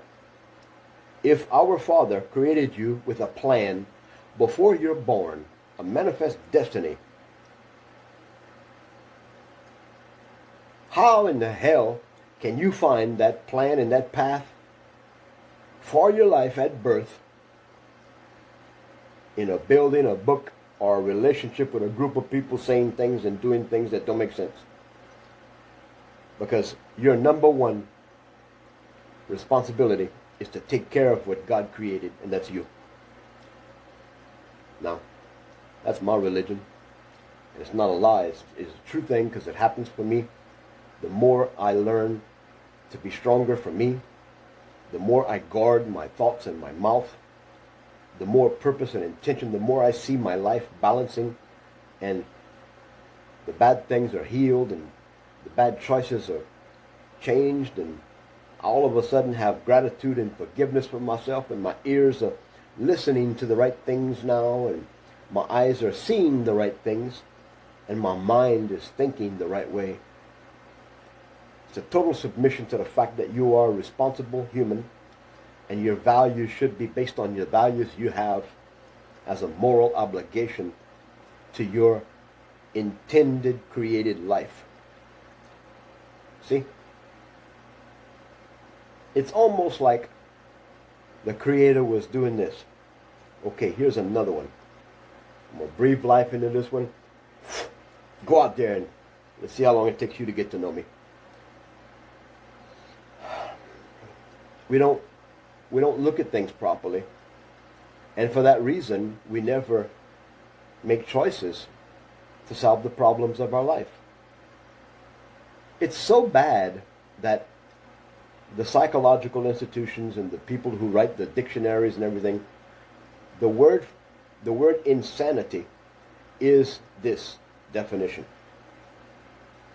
People doing the same thing over and over again, making the same mistakes again and again, waiting for a different result. For some reason, we are overlooking the big problems in our life and the failures. We're not admitting that we're failing, and we're just living and compounding and making more bad choices based on never learning from our experience. You know, you Christians, and if you haven't figured out that I am more than a Christian, I'm a man that has a relationship with the Creator. And I don't waste my time doing things that fail. Most of you should see. And you should understand now why that papal bull was written. It was to tease you with the truth. The statement that Christ said, in the last days, when you pull the scales from your eyes and you open your mind and you reason together, you'll do greater things than I did. Well, guess what? You are a creator. You are responsible to yourself. And you have an obligation to yourself to be you. To be a benevolent, loving, forgiving person. And when the systems and the beliefs and the fears and the life you live doesn't provide you with the basic tools to live on earth, you should know you're a failure and you should change. Because honestly, we all have love in us. We all have the ability to do good things. And we all have the same time passing by day by day.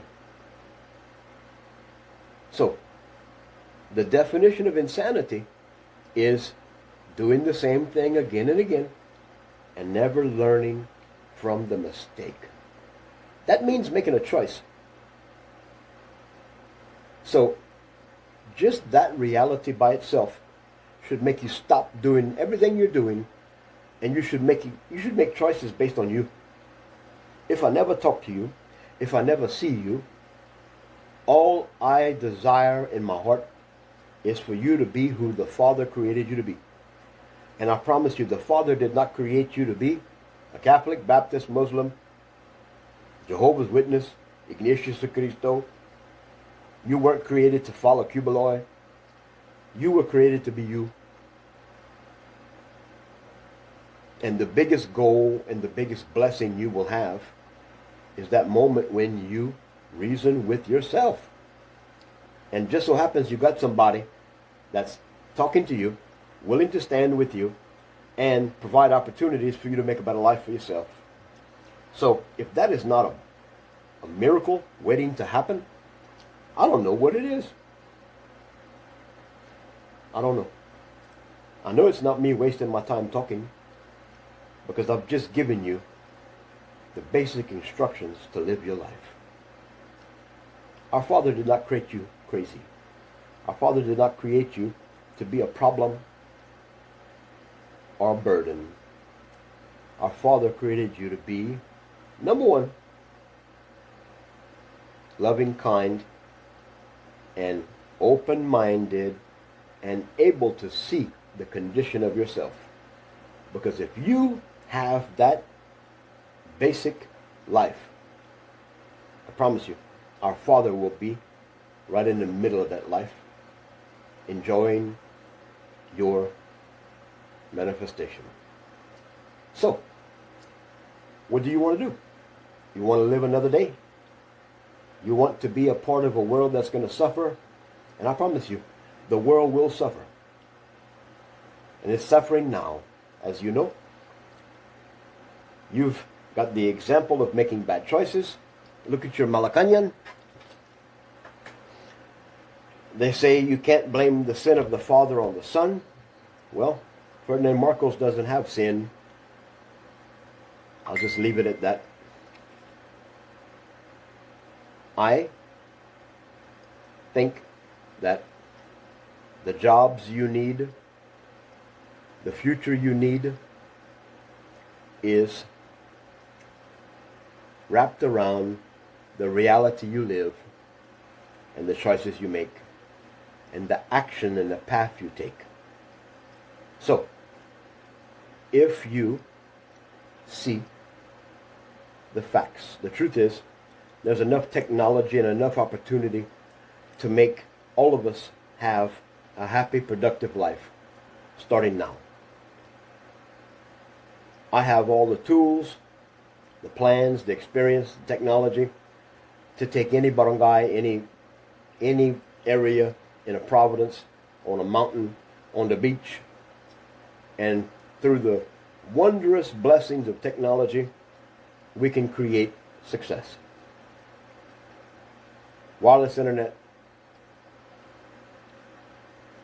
beautiful ways of doing things that always put ourselves, the earth, first, and most of all be a long, strong, courageous example of righteousness. A perfect example of what Maharlika produces.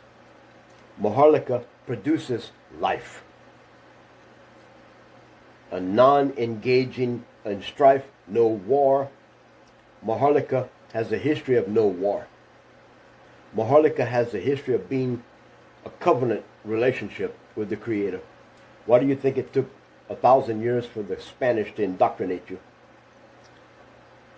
Why do you think we all have a dream, we all have a vision, we all look for a big miracle? You know what that miracle is? It's when Kababayan start living as a Maharlikan. When you embrace our mother, the land and the world you live in, and you start living as the Creator you're created to be, and you manifest the destiny that allows an omnipresent, most powerful reality called our Creator to live through you, that humility, that wise power will demonstrate heaven on earth. And we will see a lifetime of miracles and happiness just because we were obedient to our birthright. And that is the way. The world will always judge you by what you do and what you don't do. And in many ways, the world will reward you in a temporary situation to keep you from being who you're born to be.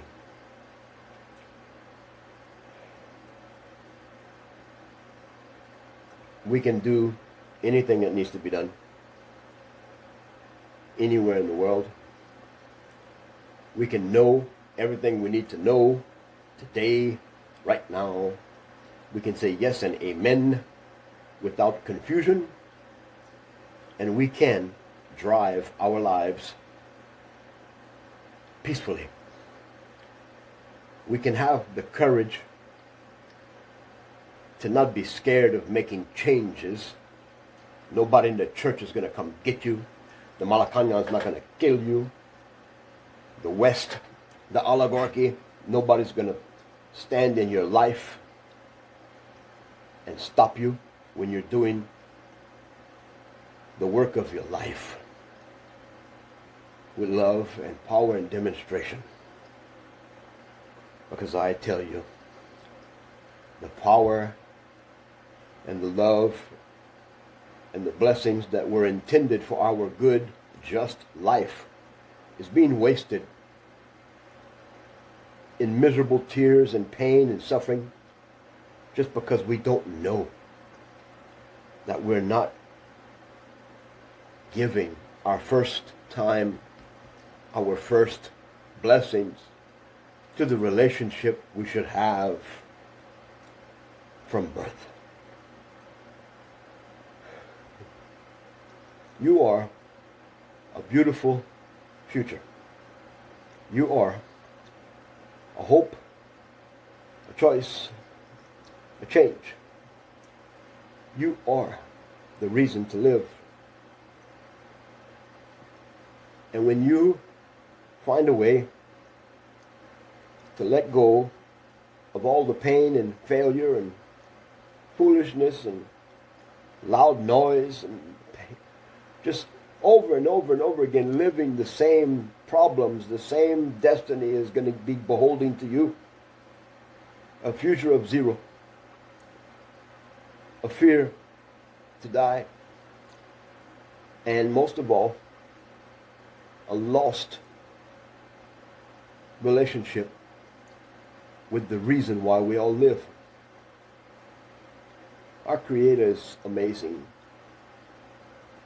I'm just starting to open my life more and more every day to the fact that the more I trust myself to be me, the more good things happen so that I can practice being me and be an example. It's not a challenge. It's a reward. It's a healing. It's an emotion. It's a love. It's a gratitude that has never been this abundantly on the scene of my life, in the moments of my choices and my happenings. I have never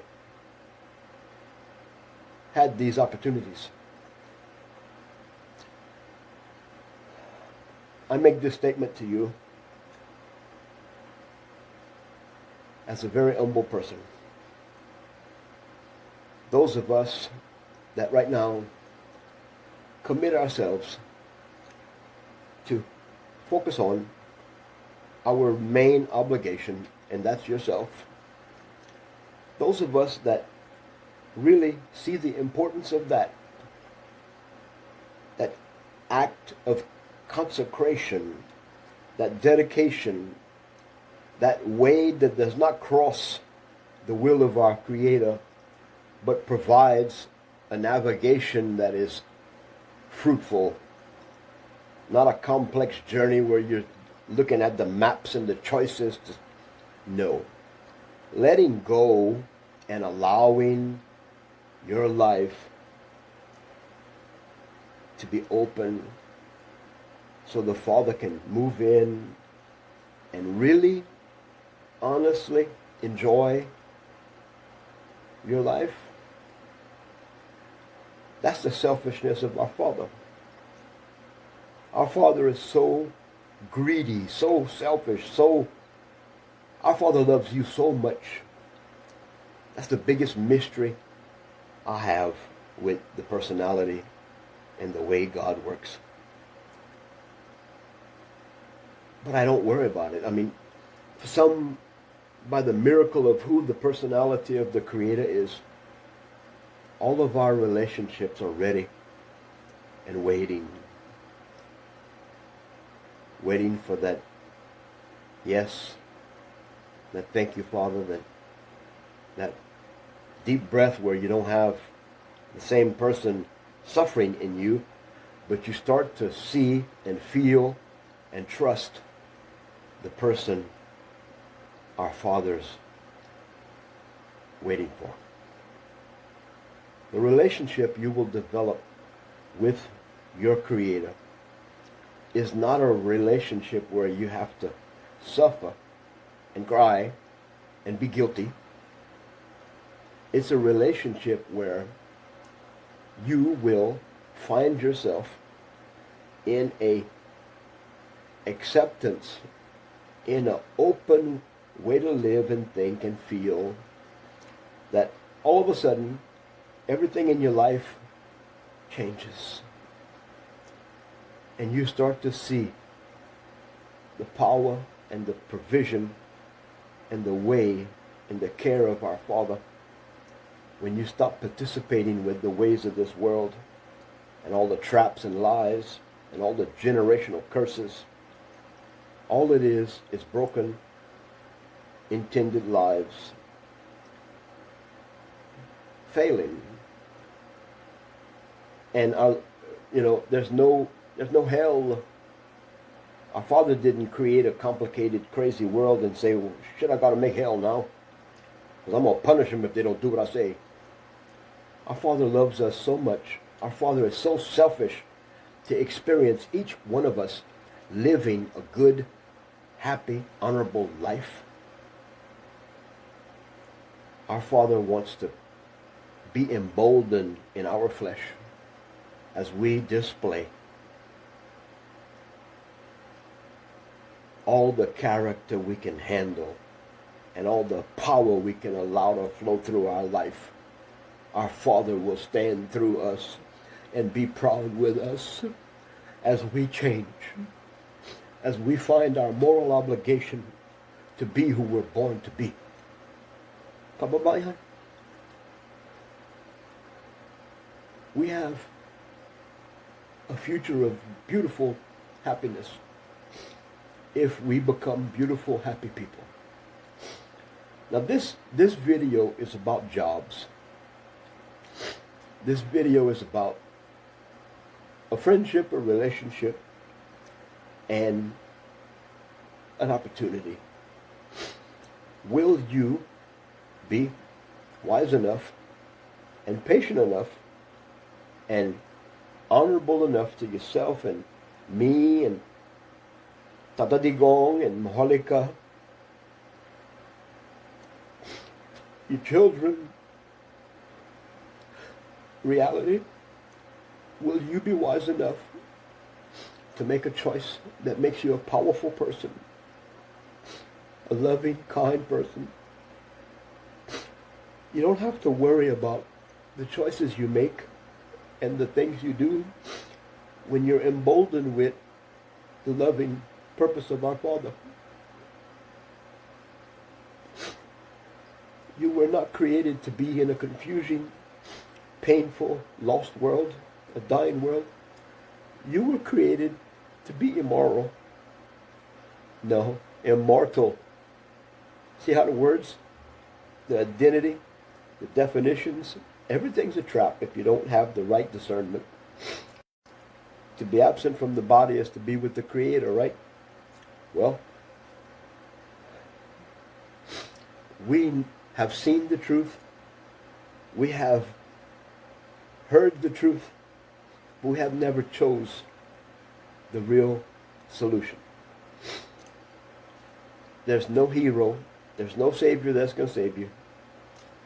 But there's an opportunity for you to be that living, purpose-driven, yielded vessel. That humble, powerful, loving, kind person that will be a radiant light in the darkness.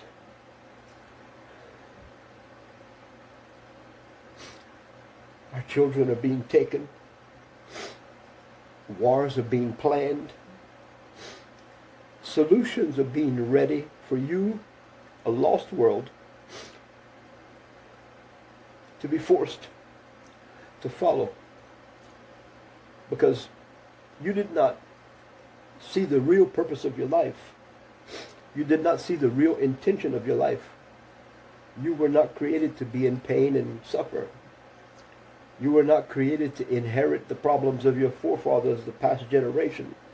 You were created to live and not be the way you are.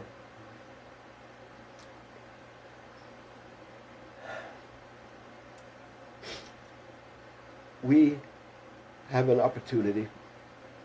We have living examples. We know what the power of agreement does.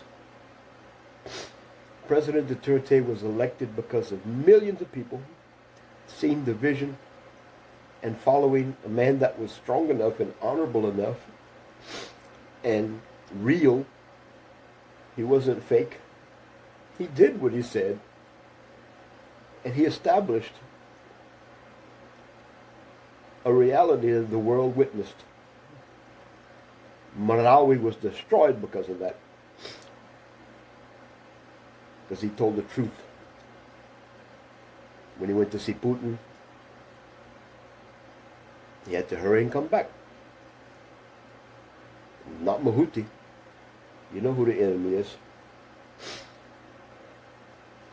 When we see the real purpose of our life, and we honor the divine opportunity to be who we're created to be, it'll change. It changes one person at a time. 1, then 2, then 10, then 100, 1,000. We'll take flight with a life that will soar like an eagle. So, do yourself a favor. Open your mind, open your eyes.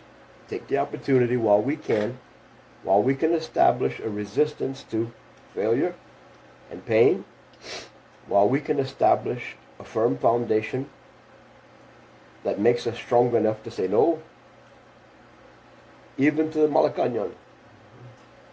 Because the Malacanang has no right, the governments of this world have no right, the fake spiritualities of this world have no right or power in a divine creation. And that's a fact. Touch not the anointed. That really means you being who you're born to be. Everybody's anointed. But do we waste it? Do we pay attention to the real problem? The real situation? Do we have eyes to see and a mind to think? Can we actually have a reason to live together? To have the good intention to see a good world? Yeah. That's what's happening right now. You're witnessing an opportunity, a door open. You're being given an obligation to yourself, your creator, your choices, everything now. You're trapped. You have 2 doors in your life. You have a life of failure and foolishness that historically has proven to you by everything I've said that I'm right. You were created to have a relationship with the Creator. And just because you make a wise choice to put your life first, ethically, if your life is not strong, if you can't provide for yourself, you have no business helping others because you can't even help yourself. So how can heaven help you? So when we're heavenly minded and our minds and our hearts and our lives are focused on a ability to see the product of our life, then we can reason together. Our reason together, the power of our agreement should be to always say yes and amen to the fact that we are created for a purpose. That purpose is to live. That purpose is to always put our born life first. Because when our Father can live through you and manifest through you, our Father will have the reassurance. Our Father will have the real pride for you. The abundance will flow. The miracles will happen. The world will change. We will usher in heaven on earth again the right way, because we're the ones that lost it. You know, it's not Adam and Eve is a bullshit lie. When we partake of the tree of life, that is an example of you not preserving, maintaining your life of abundance and self-sufficiency. When you go away from the path of your intended life, you forget about the divine creator here, and you start to focus on the world, and you look at the abundance of the world, and you look at the temporary insanity of the world, and you trade your good common sense and your good common moral ability to be divine. You trade that for a filthy, stinky life of lies and false promises and stupidity. That's eating of the tree of life.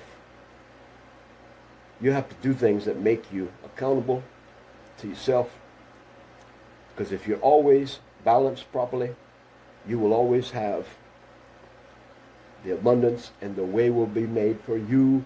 The protection, the love, the reality will always be bombastically real.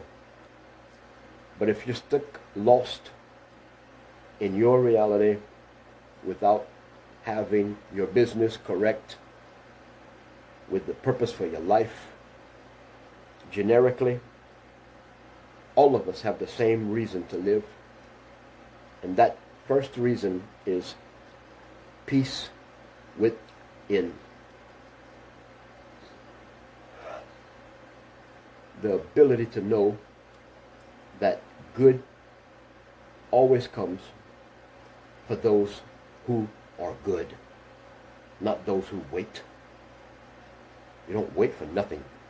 A choice is free, a mindset is now, and a change is only a product of you doing that, changing. So, all of you religious hypocrites, argue with me about my intention. Argue with me about the reality I display with my common sense and reasoning to you. We do not live happy, abundant, real lives if we're living in a social system that makes us beholden to our ignorance. Your local governments, your national governments, regional governments, categorically, hands down, repetitiously produce results based on the false promises they give you and the fact that they align their pockets and their banks and their backyard with a global drive to make you a slave, and they'll blame you for it because honestly it's your fault. When I took responsibility for my life, I stopped talking in the public. I started looking at the complexity of my life and just how far away from peace and happiness and a good relationship I was with myself. My views, my purpose, my reasoning had to all be left alone for a while so I could really have that opportunity to be who I am now. There's no one that can say what I say. There's no one that can do what I do because I'm me. There's only one me. And I'm thankful for who I am. Because the more I embrace my manifest destiny, the more I embrace my obligation to the purpose of my life, the more I see things happening that shows the way I feel and what I say is true. And I am very selfish. I'm very stubborn. I'm very fixated on you being who you're born to be.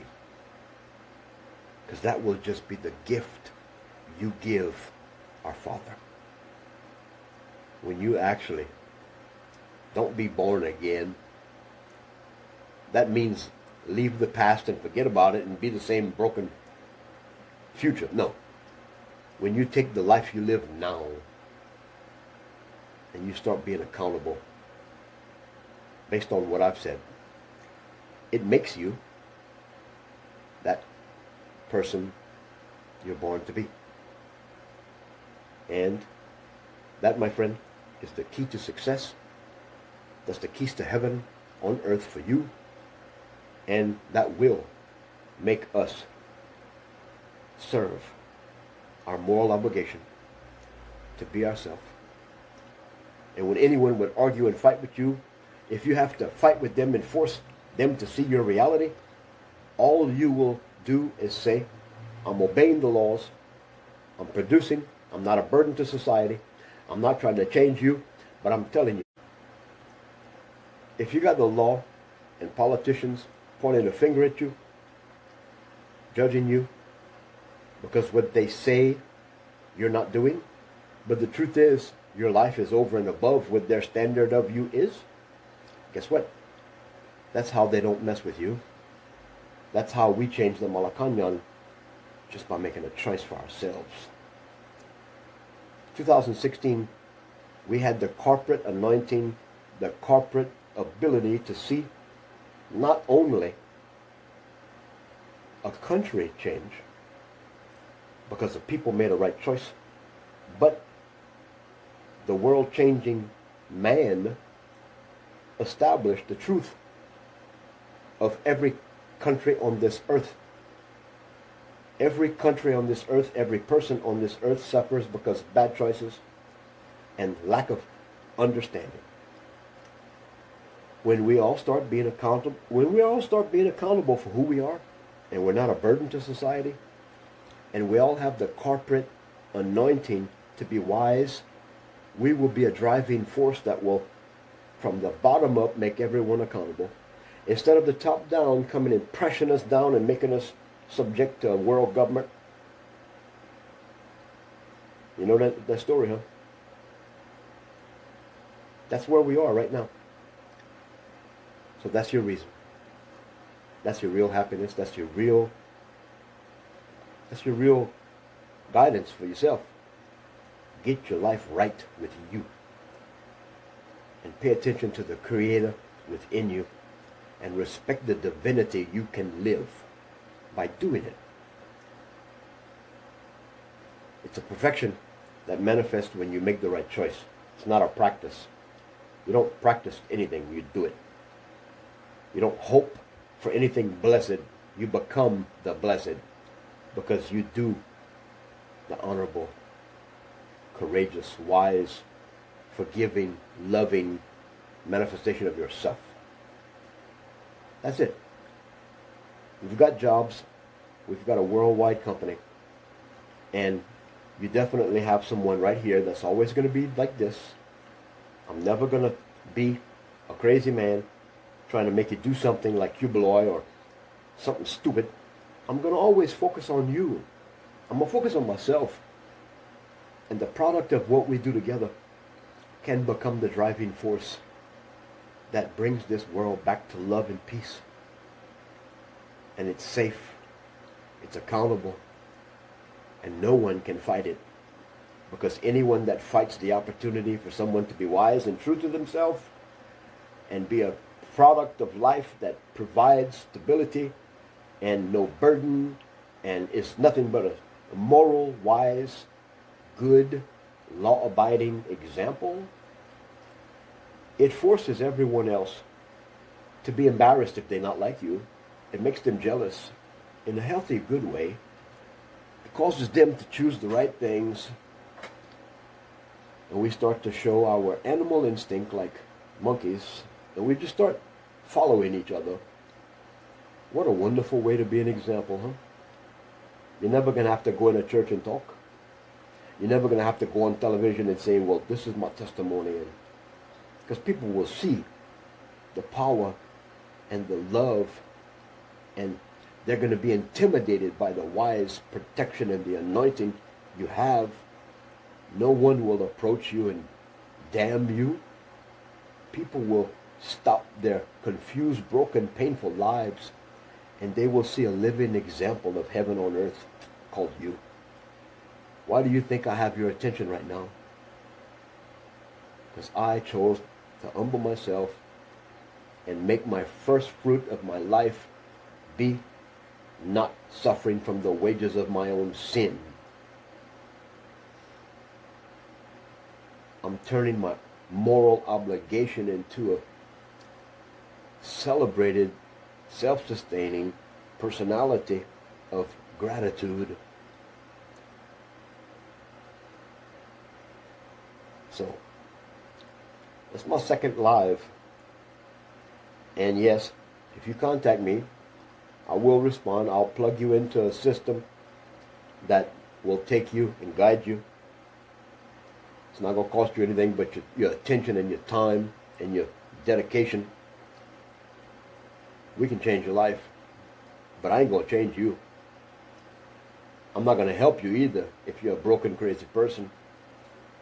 If you're living like me, if you put yourself first, if you have enough value in yourself to change, I'll celebrate your life by standing with you when you make your success.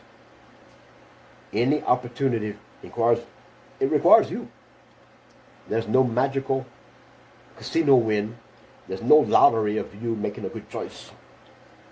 But there is a good, honest return for a good, honest effort. So, when you embark and make the choice and get signed up, you will, at whatever your experience is, be a human. You'll be a person that has taken a step in the right direction, because anyone that has the excitement in the eyes of, like a child looking at the Christmas presents, big eyes of excitement. If you can anticipate good things for yourself, I can sure see them happen with you. And I can sure have the strength and the courage and the rejuvenated life and power to be a stronger, better, more effective person as a leader. Because all I'm going to do is lead you to the same place I lead myself every day. Right back to the view of myself. What am I doing for me? What am I doing to make myself a better person? Do I have that good, loving, kind balance in my life? Am I healing? Am I better today than I was yesterday? It's all about me. See, I'm just proving what I say. I'm actually allowing the loving Creator living in my life to express through me. And it's a beautiful thing. So, the title of this live was Jobs. It's your first job to be you, and my first job to be me. And if we come together, when we come together, we'll be us. And we will be people who see the real purpose of why we're created. I think that's wonderful. So, thank you for being here. Thank you for taking the time. I thank you for sharing, but I'll have more appreciation and more blessing here when you choose to really make peace with yourself and accept the fact that you're wonderfully made and you're not branded with a strange name or a complex, lost way to do things. You're magically, wonderfully able to see the big change when you stop complicating it, you stop blocking it from happening. See, it's all choices. So I'm excited. I have a lot of gratitude. I thank you for the opportunity to talk to you, and most of all, I'm really thankful for those who contact me and get signed up. You'll see the link. It'll be all complete today. This is a commitment I'm making today. The link, everything to be part of this is going to be up and ready today. We'll be able to get started, and in short order, it won't take time at all. You can be self-sufficient and happy, and you'll be an example, and you won't have to do what I'm doing. You won't have to challenge people to make the choice, because I promise you, when your life is an example, people will follow. You might not know it the moment they start following you and they start making better choices for themselves, but I promise you, there'll be people in your life in the future that'll come to you and say, you remember when you started doing things different? And, well, I've been watching you, and I want to let you know, thank you for being who you are. People will tell you how much they care and how much they thank you for doing and being an example. Because people really learn by seeing a good example. Because it's really proof that good things in a good way can be if we just do what we do the right way. Okay? Click the links. Thank you for watching. Share, and I'll see you next time. Love you. Bye. Hey there, everyone. Welcome back to our channel. Today, we're going to talk about actionable marketplace solutions and how they can help us become more accountable and productive in our daily lives. You see, by producing results and focusing on bottom-up accountability, our membership can truly shine as a vibrant example of what's possible. On the other hand, top-down corrective measures have often exposed the weaknesses of humanity, but that's all about to change. The Internet of Things is a wake-up call for all of us, urging us to be the change that others will see. This change will drive the greatest production of humanity, and the world is more than ready for it. So, let's work smarter and embrace this change together. Thank you so much for tuning in. And if you enjoyed this video, please don't forget to hit that like button, subscribe to our channel, and share it with your friends. Until next time, stay productive and accountable.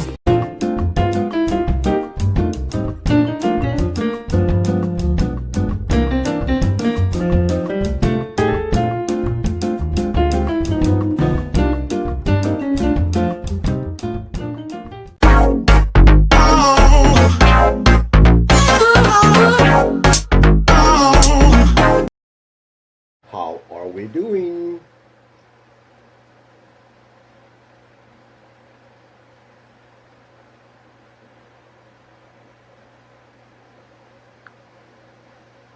Y'all doing okay? I am going live for the first time with our studio, and I believe we're going to be live in many destinations all over, doing something different. We're going to be vibrant. We're going to bring good vibes and tell the truth and help people and grow, because we have to be accountable. We have to account for our lives and what we do and what we don't do. So just bear with me while I check our destinations. We're broadcasting through many different outlets right now.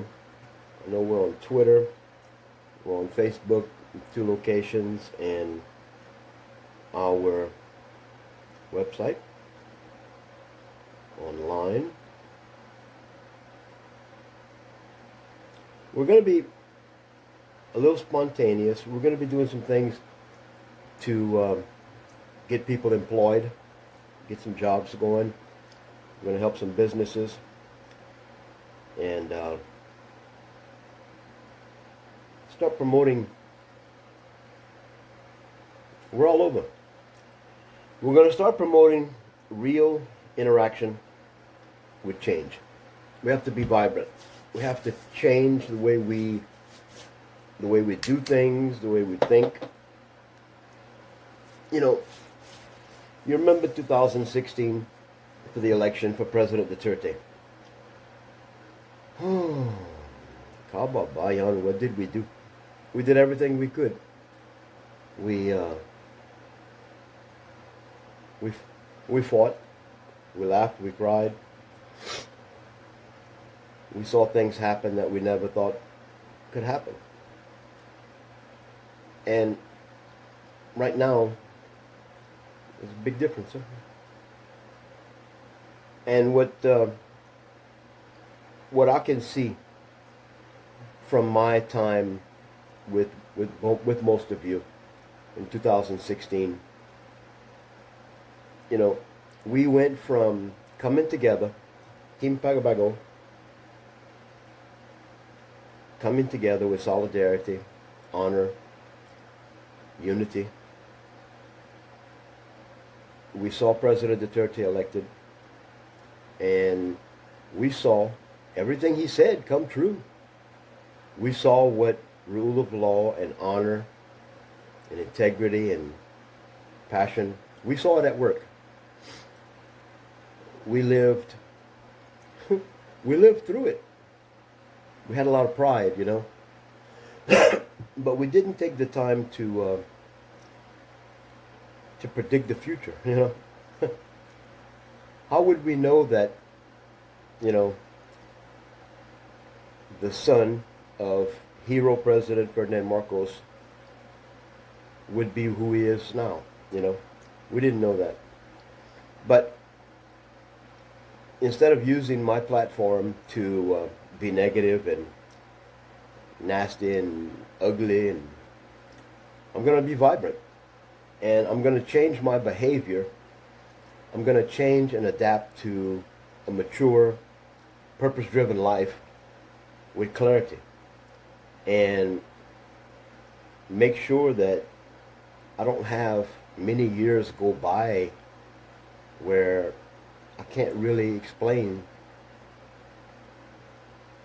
the solid nature of myself. You know, 2016, I knew what I was doing. I knew exactly what I was doing. I had conscious awareness of everything I did. And I accomplished a lot.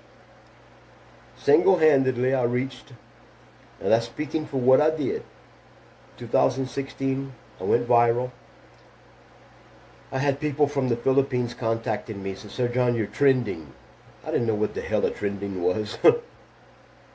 My video about President Duterte, when I defended him, when the reporter from Britain questioned him about the killings, you know, I knew he wasn't a vigilante. I knew what was going on because I have clarity in that area. I had followed Tete Digong the whole over 20 years. I watched him turn Davao from a slum, a battleground, into the safest city in the world. And I was in tune for what I was barking. But I was barking for purpose, you know. I don't want to have many years go by where I'm lost for me. You know, I believe if we bring enough clarity to the moment, I believe if we take the potential battle, I believe if we take the potential suffering that we would incur or have for not being wise, if we would just take time to reason together and be vibrant stars in a world of basically no living examples. You know, 2016 I got involved every day, every night. I put everything in my life behind me, on the side of me, away from me. I had no awareness of the subtle nature of my life. I had no conscious awareness of anything that would at least say, you know, John, what are you doing? Why are you fighting for, you know, you're so far from the election, you're so far from the Philippines.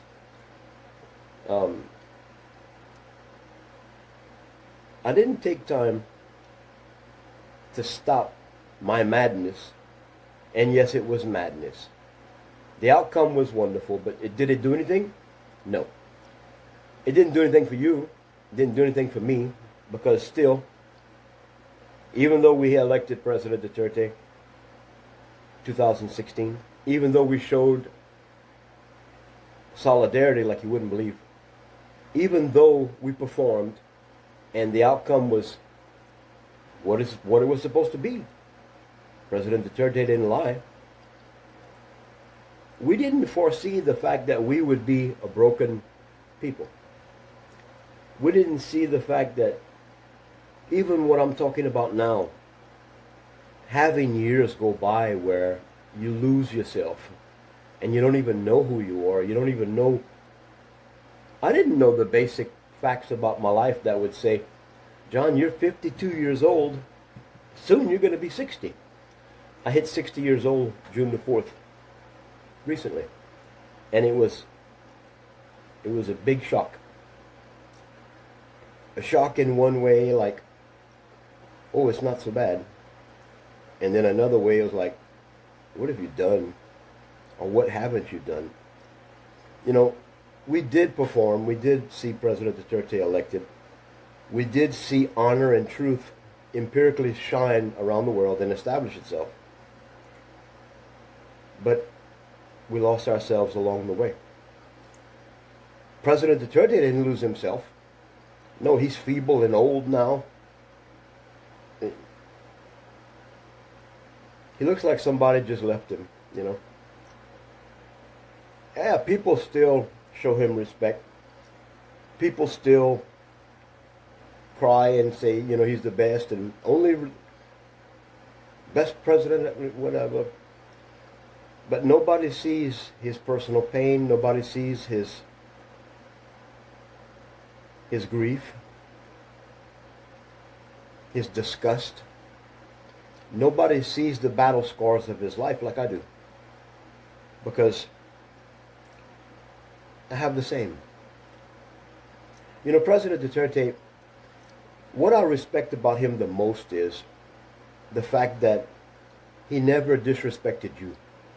Hey there, everyone. Welcome back to our channel. Today, we're going to talk about actionable marketplace solutions and how they can help us become more accountable and productive in our daily lives. You see, by producing results and focusing on bottom-up accountability, our membership can truly shine as a vibrant example of what's possible. On the other hand, top-down corrective measures have often exposed the weaknesses of humanity, but that's all about to change. The Internet of Things is a wake-up call for all of us, urging us to be the change that others will see. This change will drive the greatest production of humanity, and the world is more than ready for it. So, let's work smarter and embrace this change together. Thank you so much for tuning in. And if you enjoyed this video, please don't forget to hit that like button, subscribe to our channel, and share it with your friends. Until next time, stay productive and accountable. He never disrespected you. President Duterte basically did his job, and within the constraints of his lack of support, let me clarify what I mean. He had millions come together and make sure that he was elected. But yeah, you did something, you voted. And that's a big thing. But did you foresee the fact that when you voted for President Duterte, you also voted for yourself? You voted to change and mature and grow and be more accountable. Because you're the boss. You see, President Duterte didn't curse you people. I did. I cursed every day, my God. Because I saw people not doing. People were talking and they weren't doing. They weren't doing anything. I had people contacting me and saying, Sir John, I'm too scared. I can't do anything. I believe you. Nobody took the act of electing President Duterte to heart. That was a chance for you to grow and be more mature and level your life on a higher playing field. President Duterte was accused of being a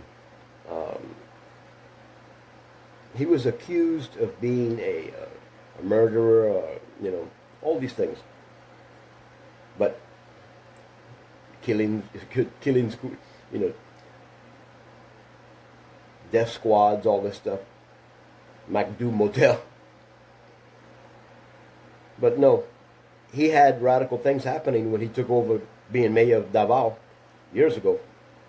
Because Davao had radical things happening to the people. He brought rule of law. And he changed himself. Because he had a physical opportunity to mature and take the steps of his life and apply change. What we didn't do, I know I didn't do it. I didn't take the time to learn in the shock and awe of the moment. I didn't take the time to say, wow. Oh no, wow. We fought to have him elected and he won. What's next? Chismes. Maritis Maratos. That's what was next. Because, yeah, we celebrated. We saw things happen. We saw the price of rice down. We saw controversy. Francis Leo Marcos. A lot of dilemma. We saw a lot of things. But we didn't see ourselves grow. Because humanity has a disconnect. Humanity has a very strange problem with maturing. Because we follow too many things that lead us in the wrong direction. Just like the election followed your intention. President Duterte made it to the Malacanang, but your life did not make it to another level.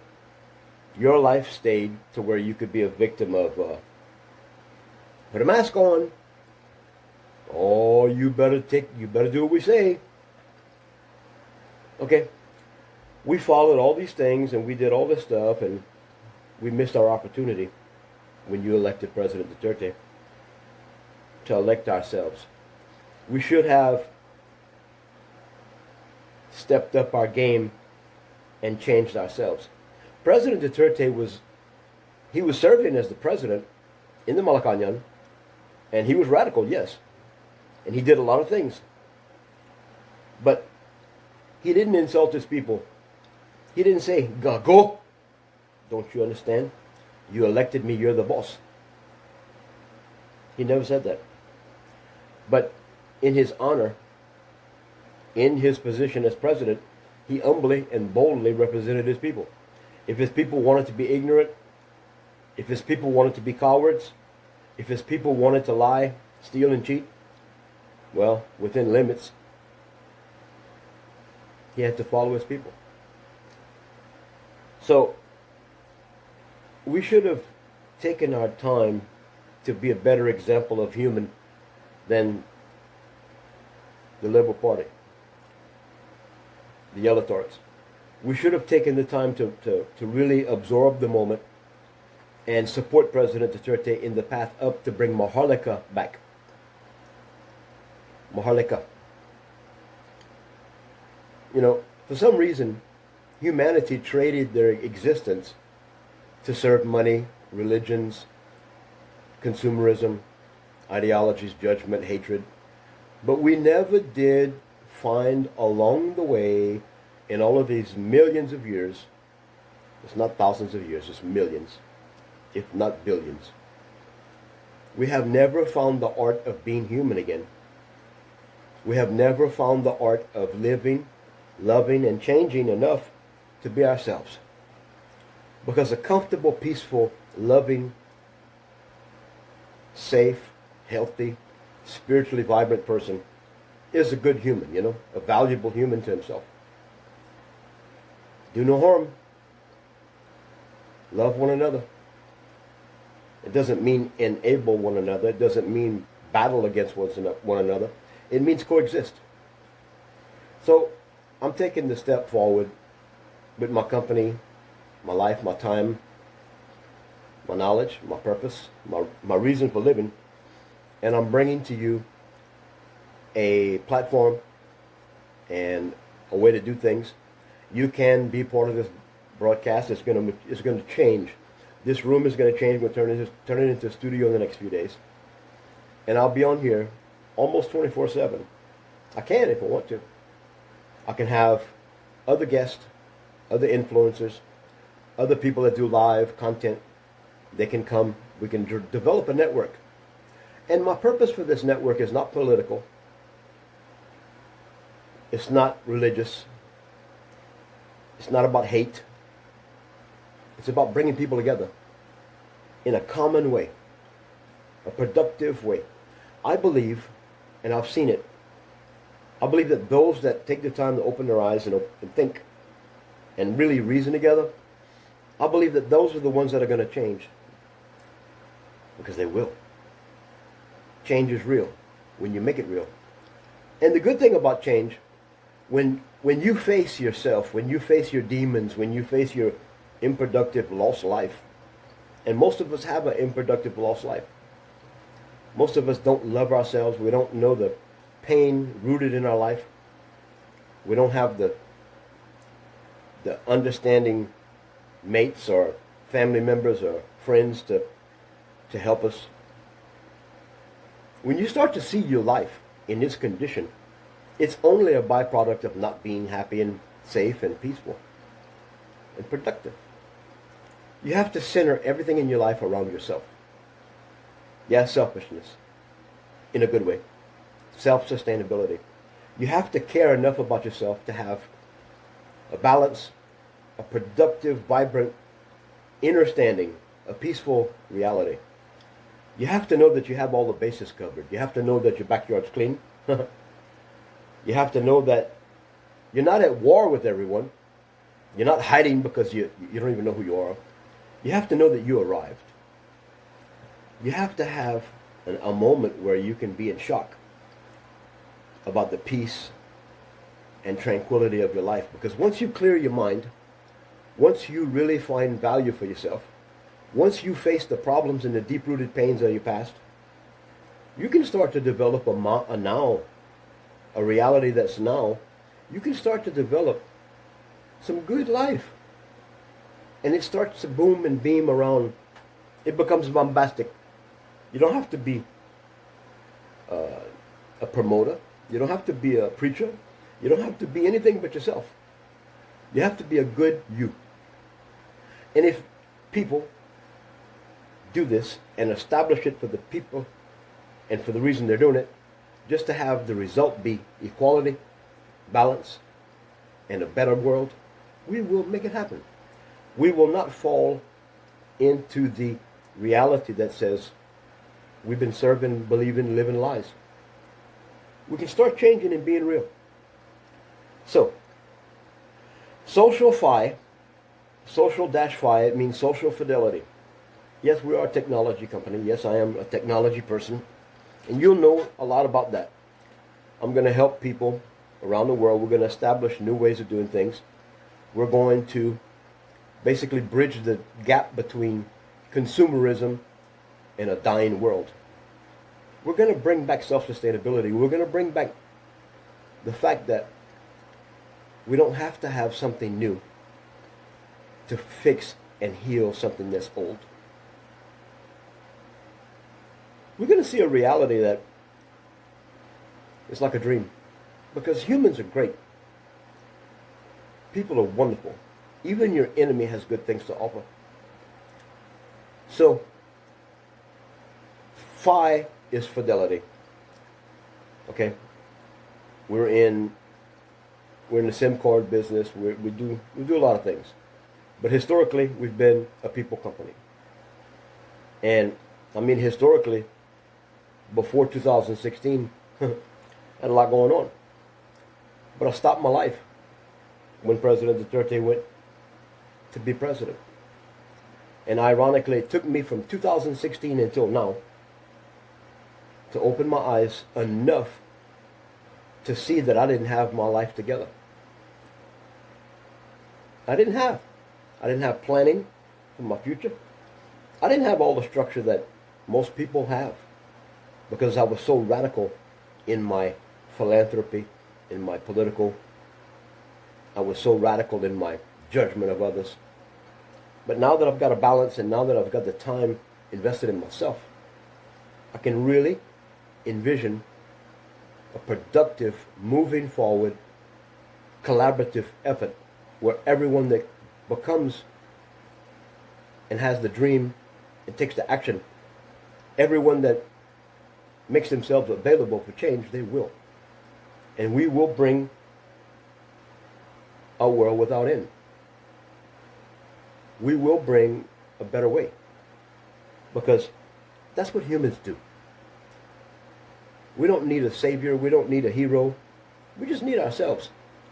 And if you are reliable enough to have a good heart, if you know that you have a good attitude and you have peace, well, that sheer peace, that sheer example of goodness is going to lead others. You know, you lead more people by your life, by what they see in you, than you could take all the money in the world and you can't save people. There's no book with a prayer in it. There's no spiritual guidance that will save a life. But I promise you, if a hurting, sad, dying, suffering person sees a healthy, vibrant, peaceful person, they will be motivated to move in that direction. So, Social Phi is a network of people. It's a membership. It's a private membership. We don't preach to each other. We don't teach each other nothing. We do things together. We do things different. We want to see a vibrant, fast, stable resurrection of life. We want to see a bottom-up accountability. We don't need the world leaders. We don't need the economic forums of the world or the UNESCOs or the United Nations or people like that. We don't need instructions from them for us to change our nasty lives. We just need the solidarity and the reality that we're facing to come together and reason. Somewhere between fact and fiction, somewhere between being lost and found, there you are. If you hear my voice and you see my face, what I'm saying is true. It doesn't matter if you're red, yellow, black, or white, Muslim, Christian, Catholic, Buddhist. You're still you. And if we can come together and develop social fidelity for the gain of you to see a more peaceful world, so we can all coexist without worrying about will we die without having a purpose? Will we die in pain, being lost? I love the idea and the reality that affords itself to us that we can all feel good about what we've done in our life. I don't want us to be thinking about all the years we lived serving dead ways, serving a lifestyle that did not bring peace and health and self-sustainability to your family. I want to see us all feeling good that we made a change. We woke up. We stopped hating. We stopped judging. We stopped gossiping. We stopped being lazy. We stopped begging. We stopped stealing. We stopped killing. And we started being wise. That is very much an attainable goal. It doesn't cost us anything to do things better. It doesn't cost you anything to be productive. It doesn't cost you anything to make better decisions. So if we have the social fidelity, and if we're all living examples of that way of life, then we will see the world assimilate. Humans will be human because they're suffering and thriving to have a better way. They just don't see the way to make it happen.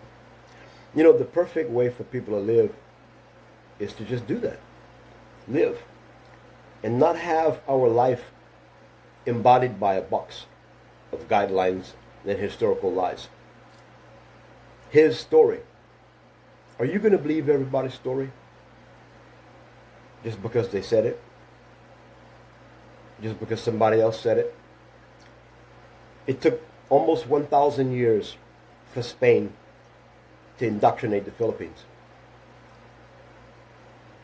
Spain effectively brought a cross-culture, a global influence, a spiritual system that was lost,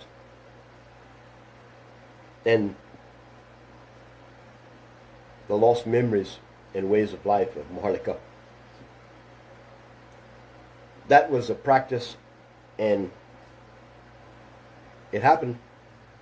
Generation after generation, kababayan started to forget Maharlika.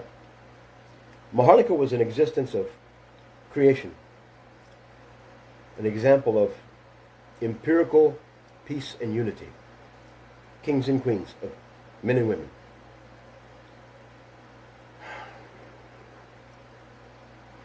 You know, maybe along the way I can tell more stories about this. I think it would be a good thing. But I don't want to start investing time in that type of stuff until we start having results. I want to see these times spent helping people become more productive. I want to see my time, the energy, the information, not be so damn instructional, but be an example. When you people start seeing a better way, you're going to follow that path naturally. And it'll be a rewarding path. It'll be a healing path. It's not about the money. It's not about the God. It's not about the reason. It's about you. It's about you. You just have to be really honest with yourself. Do we want to see people like President Duterte just, or do we want to see happy, vibrant, healthy, well-structured foundation people? You know, President Duterte he's feeble, he's weak, because he's lived since 2016. President Duterte jumped into 20 years of aging quickly because of the stress of his nation. All of your insecurity, all of your instability, all of your chismis, all of your maritis maratas, all of your negative, painful lives was on him. And he's still living. It's called stress. You know, we can bring health, we can bring a better day for President Duterte, because that stress can leave if President Duterte sees the shadow of his memory establish the reality he established by being an iron fist, an action person, a rule of law man. If we can take morality and common sense and make it our rules of our law, if we can look at ourselves and just make a change. If you can vibrate instead of what? Vibrance is a reality. It's like the sun shining. If you can be vibrant, I know you can heal, start making action. I know you can stop having excuses. You see, it's making me think. And I'm the one here saying this. I'm the one having the idea and the action to bring it together. It's making me look at the intricate parts of this reality we face. If we can bring more production and more peace and more accountability in our lives naturally by us doing it for ourselves, now you see the value of me saying this is about you. You're the most important person in your life. You are. And if you're not strong, and if you do not have a high level of reality in your life and awareness, you're not going to be able to help the weak in your life. You're not going to be able to help your children, your brothers and sisters, your family, because you'll be weak like them. So let's take a chance today, and let's take a different path, different ideas, an open mind, not a set mind, not a mindset. Because I believe that when you really start being honest with yourself, all these things that we feel like we'd have to defend, if you left your church, you'd have to answer a bunch of people, right? Why you left the church? No. People leave church every day, and nobody knows they're going. But when you leave church trying to fight for the reason why you're leaving, well, you have a lot of people to fight with. I stopped going to church, and nobody ever asked me why. Because at the time, I was too embarrassed. I knew why I left. I was embarrassed at how I looked like a clown in the church. How stupid I looked. I was embarrassed. I was judging myself. Because while I was in the church, I'd get mad at people that were like me. Confusion. When I left the church, I kept it to myself. I learned why I left. Because I involved myself with nothing that was even close to God. God wouldn't live in a church if you... A church is a painful place. I kept it to myself. So if you change your life, if you face the things I'm talking about, if you take a step to be vibrant and be part of a group of people that's doing good things, you can join. Just join. Click the link. Become a member. It's free. All you're doing is facing yourself in a direction that's going to be a better path for you. Because as you're going to see, the things I do and the direction I head in, I'm not going to be feeling and looking like this in a few days. I'm going to have more purpose, more confidence, I'm going to start shining. I'm going to be vibrant. I will be a vibrant star of reality. And I trust myself. I don't really have any problem with power or indoctrination or something. I'm really led by realizing more of me. The more healing I have, the more strength I have, the more purpose I have, the better I am. See? I neglected my life. All my life. I neglected me. Because that's the way we're indoctrinated. You know? Selfishness. Well, I'll tell you what. If you don't care about yourself, who's going to do it? If you're not rooted and grounded in a good, strong life, if you do not know the art of being you, if you do not have the Creator booming through your life, because the Creator's here. The Creator's not there. The Creator don't live in Cubaloy's house. Heaven.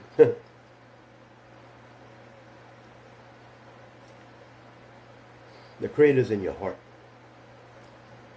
trying to express and feel through you. If you don't have your life rooted and grounded in a strong foundation of stable life, productive life, if you're not bearing fruit, you're going to be hurting others. You will be a drag on society. Alms, por favor. But when you take and you value yourself enough not to be a burden on yourself or others, that makes a difference. So, when you see me slowly manifest a bigger, stronger, more effective, more fervent, vibrant person, you'll be doing it too. See, each one reach one, each one teach one. You people wondered what was all this indoctrination and all this enslavement and judgment and hatred. What was its purpose? If there was any goal by any group of conspirators that would choose to mislead society millions of years ago, you know what they would do? They would stop all of us from being ourselves. They would stop us from living in peace. They would stop us from being self-sustainable. They would stop us from having the knowledge of who we are. And they would definitely indoctrinate us to judge others because of our problems. You see, we've all been socially engineered to be someone else. Instead of embracing who we're born to be, instead of having our destiny manifest itself in real, we just jump right out of nature. We jump right out of the arms and the passion of a loving Creator. We leave our own heart. We leave our own mind, our own good sense, our own reality. And we jump in a pen with some Lucian, a piggery of life. And we settle for that. We wait for someone to throw the slop, the old food. We settle for what we got, and we're thankful just to have another day. That's basically what humanity is. And a bunch of different variations thereof. Humanity should be an equal opportunity for everyone. Humanity should be a happy, prosperous, vibrant experience for everyone. Humanity should have good memories and good vibes. And the only reason it doesn't is because we don't. So see why I'm doing this? I want you to be vibrant. I want us to have enough social fidelity. Fidelity means clarity. I want us to have enough real life to see life change.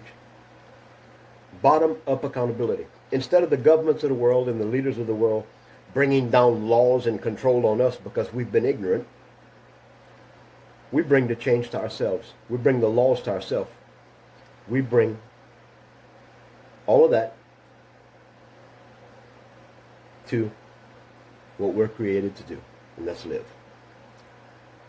Live, love each other, and make more. So your joy can be full. Be in the world and not of it. Well, I live in a world where they have trees and cars and houses, but I'm not a tree, a car, or a house. What does that doctrine warn you of? That doctrine, be in the world and not of it, that doctrine warns you of being worldly. The products of this world, the shiny bling bling things of this world, they're not the reason why you're living. You are the world. Above and below, in and out, you are the most supreme example of benevolence and godly example. We're all fashioned in the image of a creator. So we better start creating the essence of a creator. I believe that's what we need to do. Not through a book, not through a prayer, not through an indoctrination, through a radical change of ourselves. And hey, if you want to go and pray to a rock or talk to a man somewhere that you don't see, that's up to you. But leave your ideas at your house. Get in the world and start living. Because we haven't been doing it. We stopped living long ago. So I'm just using this span of time that we all know each other from, 2016 until now. What have we done? The product of our life is lapdog status for the Philippines. How many missing children?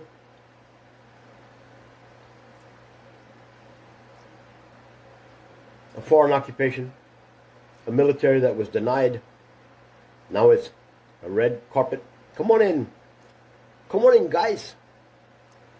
Shabu, almost eradicated. Now it's record numbers. Scammers and murderers and rapists like Norman Mangerstein. Political garbage like Lala Dilemma. Back on the street. What has it done? It's given Tete Digong a life to live for like he just barely gets around. But I'll tell you this. If we can even look at Bong Bong and love him and forgive him, and this is a lesson for me, because I would be persona non grata if I'd be there in the Philippines right now. I just don't possess the experience and the patience not to voice myself. If we can look at people like Bong Bong and just say, love you, man, but you know what you're doing. You need to be serving the people.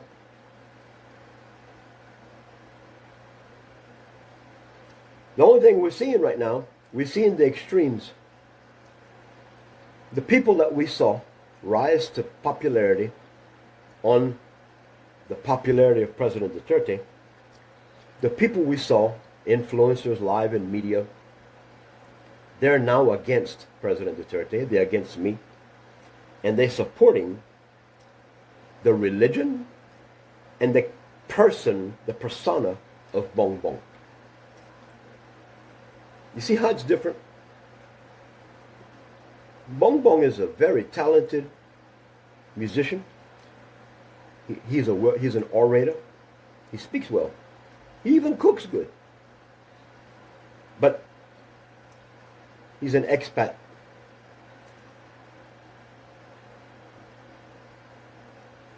He's not on the agenda of the people. He's on an agenda that's aligned with kings and government officials and united efforts to take our freedom.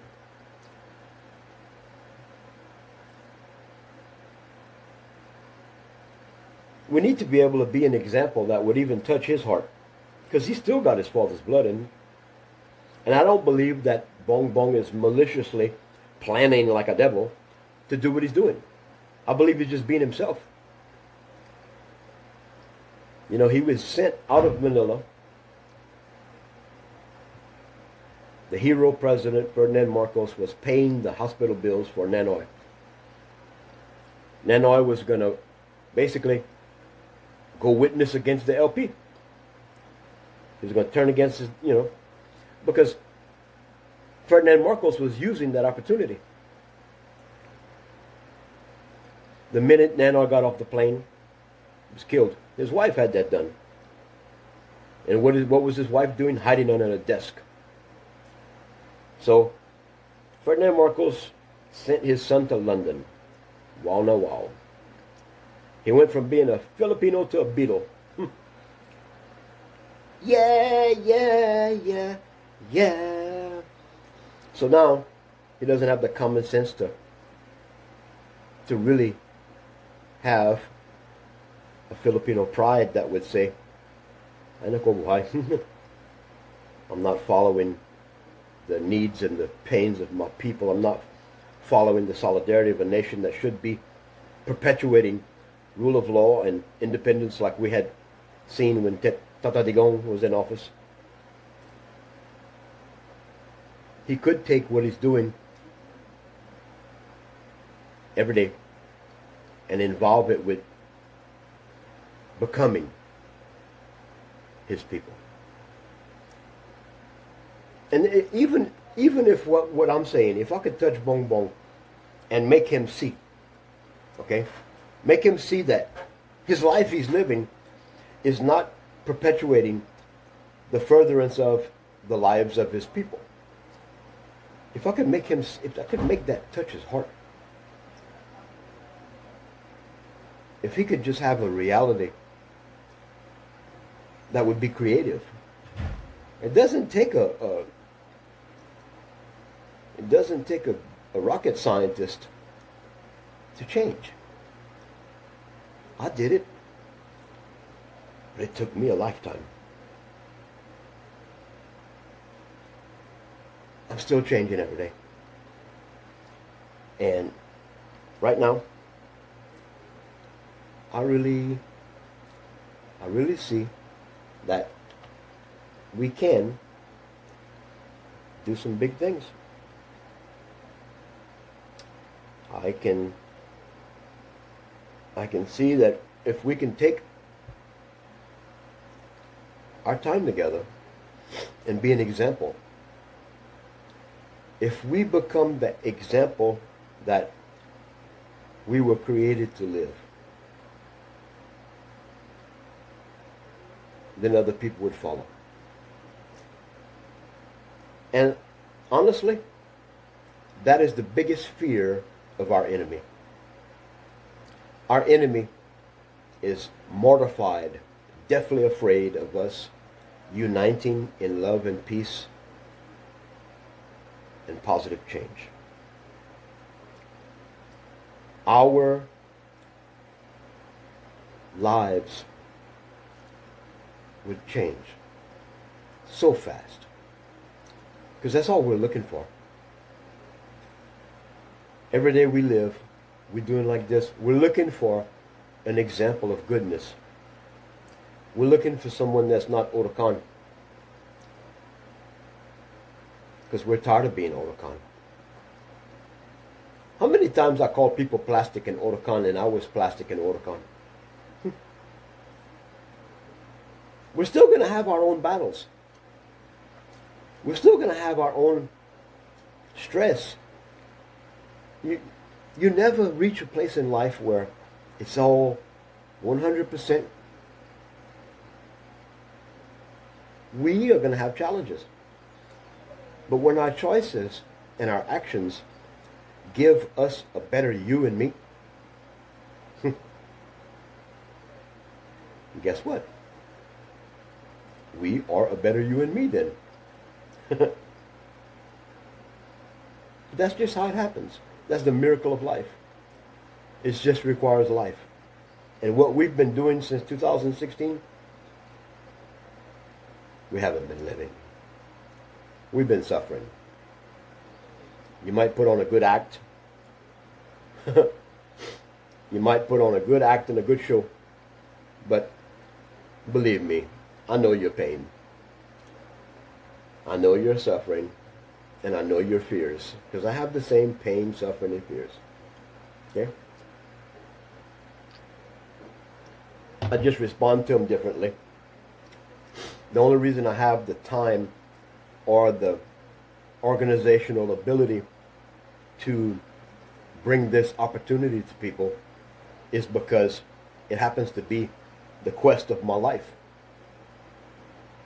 I had such a Messiah complex all my life. I was actually narcissistic I would fight you if you tried to stop me from doing what I was doing. I was a total antithesis of what I was talking about. My example of my life was totally ignorant. Oh yeah, I had more going on.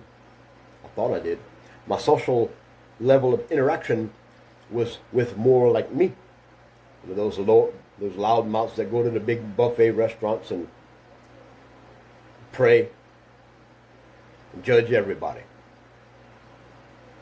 Come on. Bucket!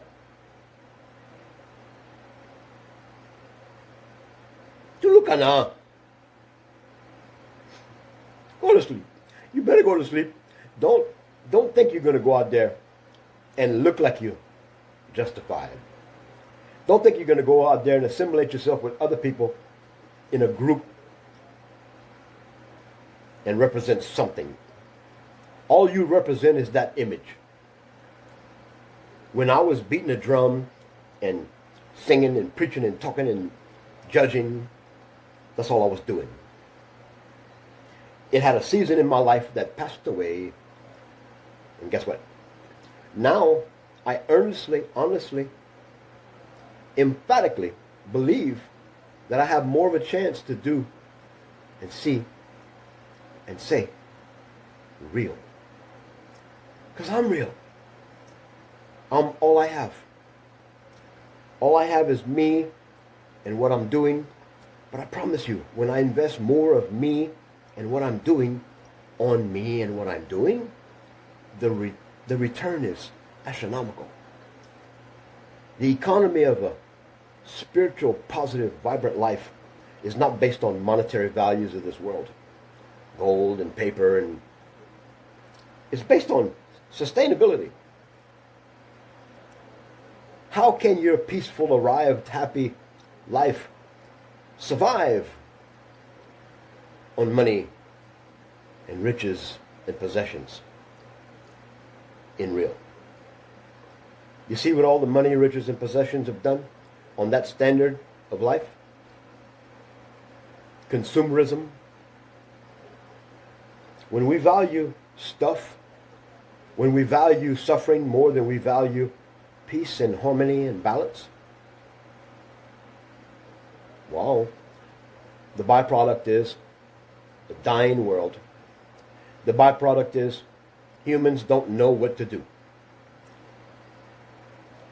Because the paths and the ways we live have led to nothing. Every church, every organization in this world is useless if the people in this world are not the people they were born to be. And I have never seen anyone ever in the annals of history, in the recorded, akashic, or written down, I have never seen a born example of anything other than human. Because the basic operating system of a human is life. Human, moral, peaceful, vibrant, happy life. That should be our goal. That should be our common sense. Because the dividend we receive from that established life we invest ourselves into is more of ourself. And all of a sudden we have the extra and all of a sudden you become a contributor in society, and it doesn't hurt you. When you value yourself, when you have human value, moral value, when you love yourself, when you forgive yourself, and when you equip yourself with the ability to not make the same decisions to be a broken, useless human, when you take the excuses and the repetitive life of ignorance, when you take that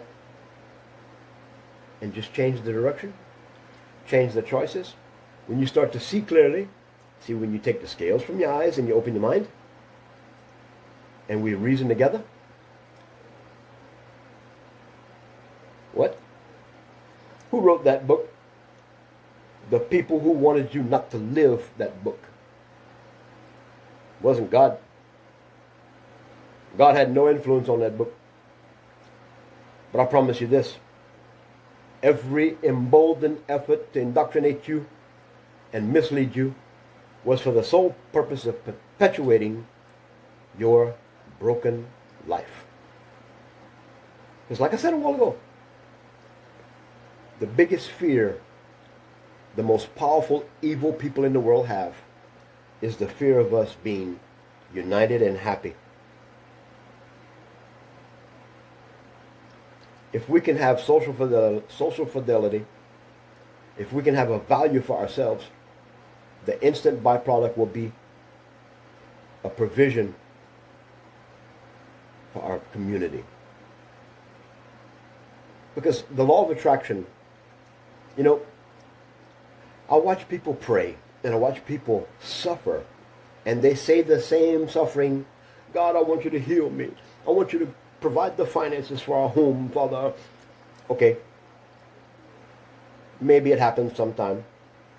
But I promise you, the biggest transformations, the biggest changes, the biggest examples of godly life I've ever seen is the lives of people. You know, if God can get some things through you, if God can pass everything through you, He'll get it to you.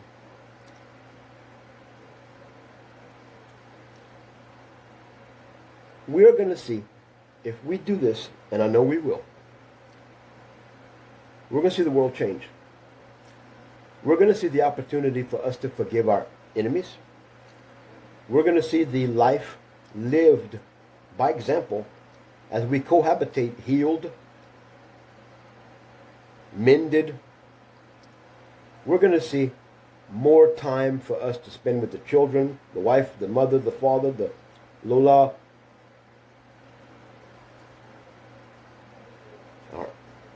Our lives will change because we'll invest ourselves in ourselves.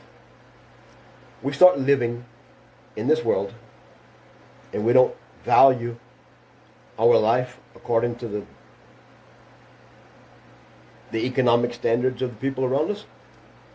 When we start spiritually emboldening our lives with values, human values, the return is instant. Because the Creator of heaven and earth will equip you if He can get it to you and through you. We don't have a banker God. We don't have a big box store God. We have a universal reality, as above, so below. We are all one. And when the corporate body of human makes a choice to stop suffering, makes a choice to stop hurting each other because we're in pain, when the corporate body of human unites and lives with purpose to drive the bare essence of love and life itself, what you think? Even our enemies will walk by us and help us when they see with real eyes, and they think and they process thoughts that say, I'm doing the wrong thing. I'm hurting myself. When we realize that our life was never served in the past, when we start to serve the essence of our life with the byproducts of choices that give us an immediate dividend, just because I made a choice to be myself and stop participating in all the foolishness I saw, it gave me time with myself. And I can't begin to tell you what I have now in my life. I don't have a lot of people I'm around every day. I don't have a big room of people that say, "Hey, John," when I walk in. But I do have some very unique caring, reality-based people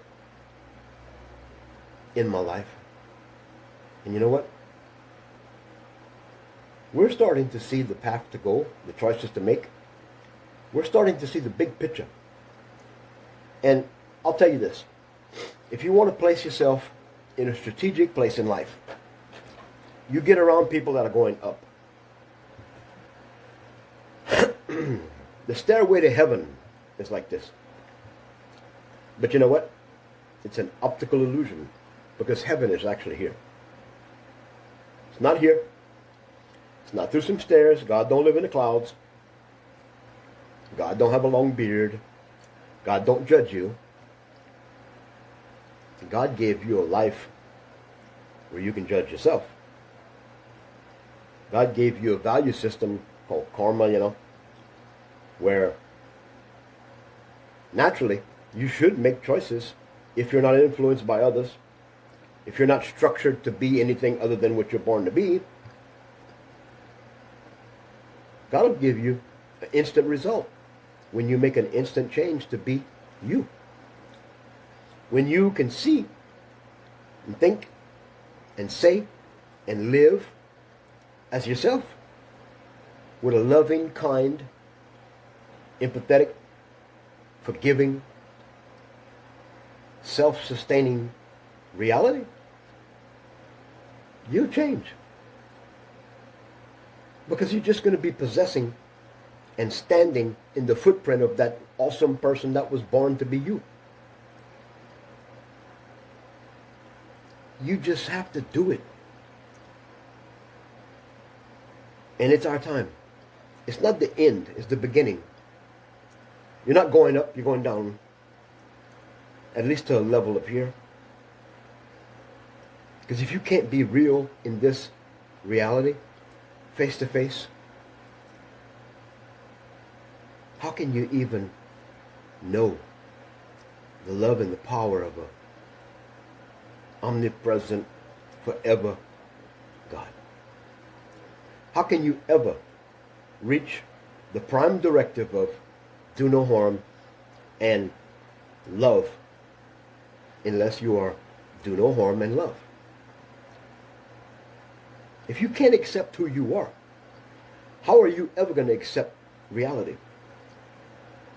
How will you be anything other than a failure if you can't equip yourself with the ability to embrace who you are? The truth is, you're a wonderful person.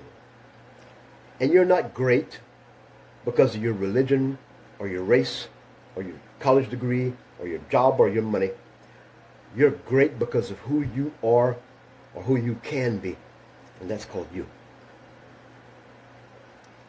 See how wonderful it is to have all the answers? And I'll tell you, I have an answer for everything. Right now, I could tell you the answer for everything. You. I'm not going to fight with anybody. I'm not going to argue. I'm not going to say, see, I told you. I'll just point you back to you. Because the biggest lesson I've ever learned in my life is me. I look in the mirror. I don't see myself. I never do see myself. I see an image of me. But I promise you this. When I start to see your loving acceptance and caring nature of me, when I see through your eyes what you discern from my life, it's going to embolden me to be more of me. It's going to give me like-minded, one-accord methodologies. And you know what? I will methodically be me. Because it's the best thing I can do. All I'm doing is validating what I'm saying, clarifying the intention of creation, and affording the opportunity, opening the door, leading the way. Everything turned evil by the choice of one person, then two people, then 10, then 1,000, then 1,000,000, then the next thing you know, the whole world don't even know who they are. But we'll fight. We'll fight for someone else's story when we don't even have a book to write our story.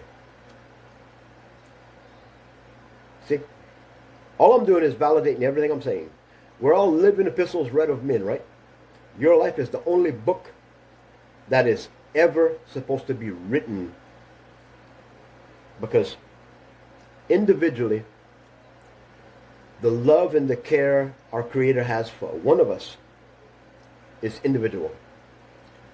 Now, out of that relationship with you, there is 2, then 10, then 1,000, the whole creation. Don't even try to have me quantify or validate the love of the Creator. All I know is, emphatically, beyond a shadow of a doubt, the Creator don't kill, steal, or destroy. It's against the nature of the Creator. It's against the perfection and the love and the balance of the good vibes of the Creator. There's never been a judgment or a killing or a misled anything. The intention of the Creator is unity. The intention of us being created is for us to have a living expression living through us. And the power and the might and the balance actually reduces the human to the life of a child. For that is the most powerful living example of Creator that we have available to us today, a child. So, we need to reason together. We need to purposely drive our lives to be vibrant, to accept change, and to implement things that bear fruit for us individually.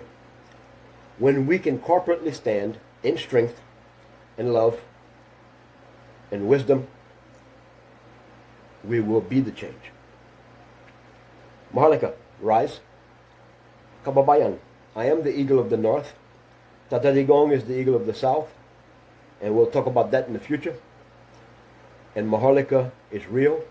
The Sierra Madre used to go all the way from around Aurora up to the North Pole.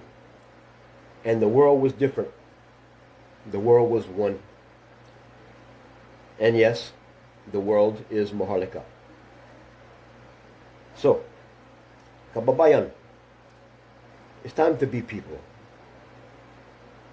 It's time for us to identify and have a goal and reason so that we can have a better identity, a better reason to live, a better result.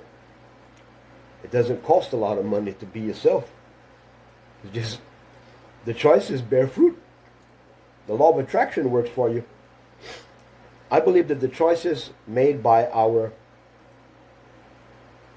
forefathers can be reversed when we learn to stop reliving them. A cursed generation is nothing but generation after generation participating with eating of the tree of life. You know what that is? It's not an apple. A woman didn't do that. When we eat from the tree of life, all it is we're eating our habitat, we're eating our moral guidance, we're consuming our independence and our vibrance, and we're choosing a life of suffering. And we've just learned to fashion defense mechanisms and generations and eons of resilience to be ignorant. There's nothing more bobo and goggle than a nation of people that can't even see the value of their own self to be people. When you value somebody else's story other than your own, it just shows you're a lost person. It just shows that you have no compass, you have no strength, nothing real. So if the choices of our forefathers led to this living example of failure, the purpose of it was for us not to be peaceful and sublime. It's not something that was intended. The loving Creator didn't intend for us to be so stupid. It's just a byproduct of us having a life that was given to us like that. We were born into it. When we take the excuses and the mistakes of our forefathers and we go forward with lessons and thinking clearly and seeing the right thing to do, the path will be given to us. It's not going to come out of a book or a prayer. And I mean, you're not going to hear the voices of heaven speaking. No, this is about us. Life is about us living. So, when you make better choices and you really love yourself and you really care enough about yourself that you start to see the big picture of life. The fact is, if you're not a strong person, if you're not spiritually, physically, monetarily, if you're not equipped to help others, how can you actually help? A life without end is our choice. It's our option.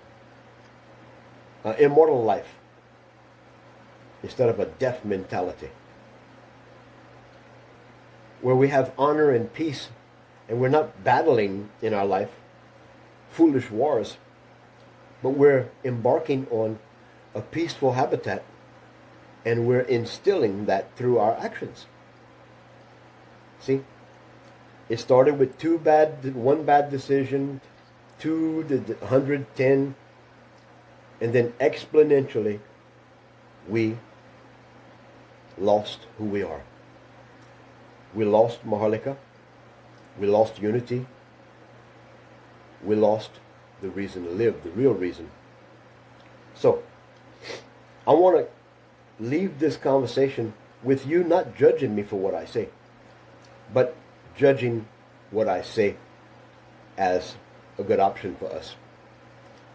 When we start to live and love and change, we live, love, and change. And that, my friends, is the only real choice we can make. Because every other choice that we see before us or that we have made thinking that we did the right thing, it leads us to a very brutal end where your reward is eternal life. To be absent from the body is to be what? Not in hell. That's a man-made conception. That's a perception deception. That's to cause fear. I would rather pass on to an eternal existence knowing that I did the right thing.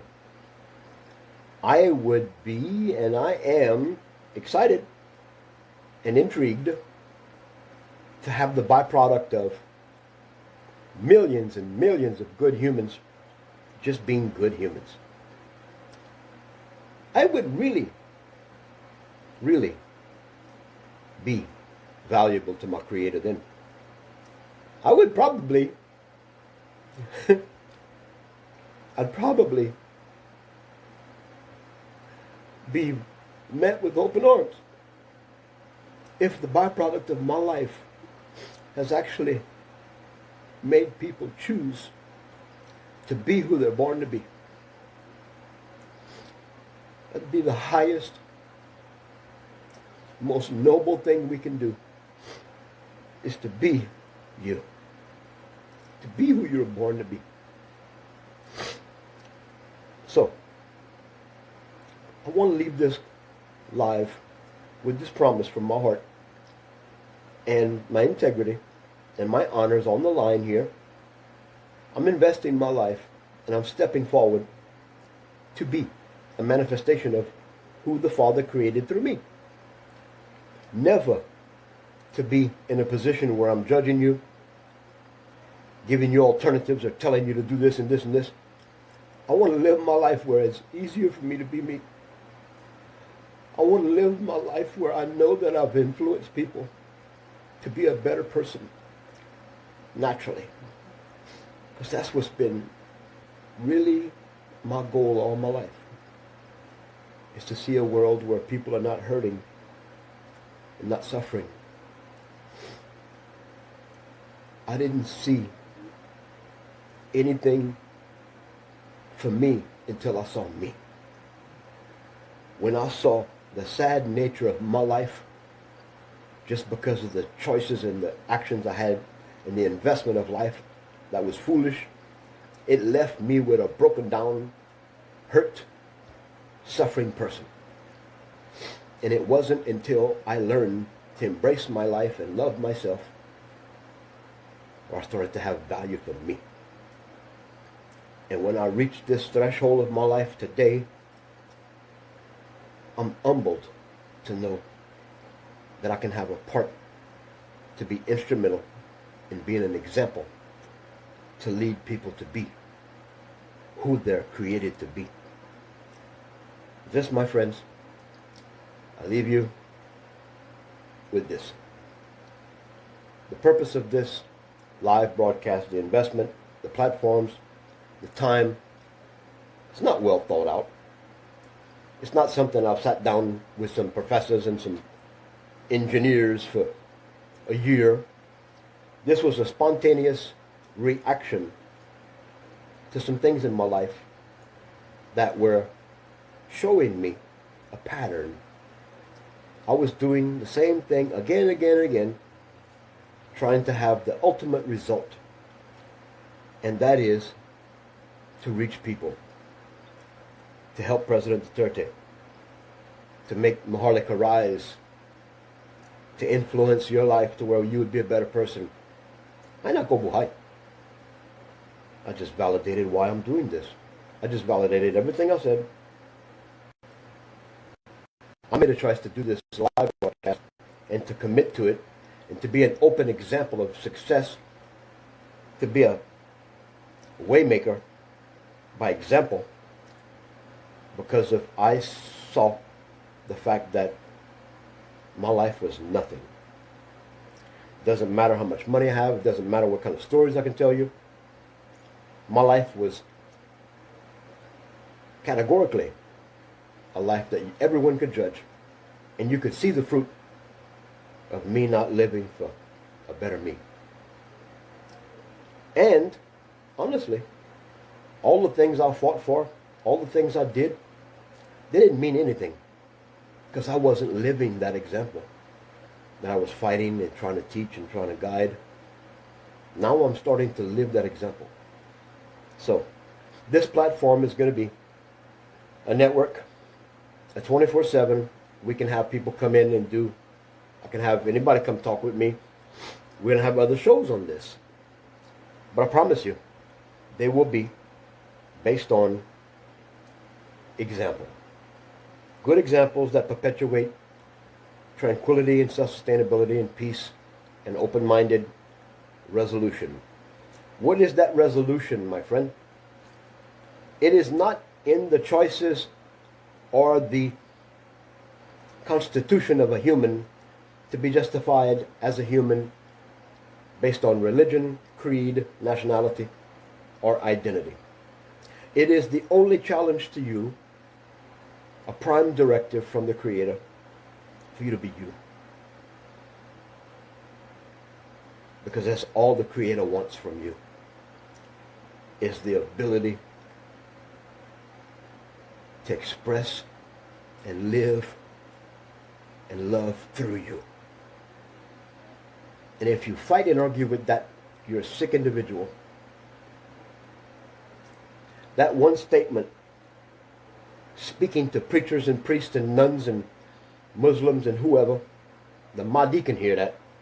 And if they have a heart and an open mind, and if they really love the Creator, and they love themselves, they would be standing with me. The purpose of every church, every religion should be to end. Because the manifestation of anything good should manifest. The seed should be planted, and the harvest should be perpetual. So, this platform, Social Fidelity, we're a technology company. We're going to be talking about technology. I'm going to actually operate my office through this live every day. I'm going to onboard agents. We're going to be hiring every day. We're going to be putting customers online. I will be introducing everyone to this opportunity to be an example. My political goal is to generically, categorically, worldwide, inform every human that it is their moral obligation to hold their leaders accountable, because the laws that govern society, ironically, they always judge us and govern us, but they don't seem to fall on the reality of the life or the sin of our leaders.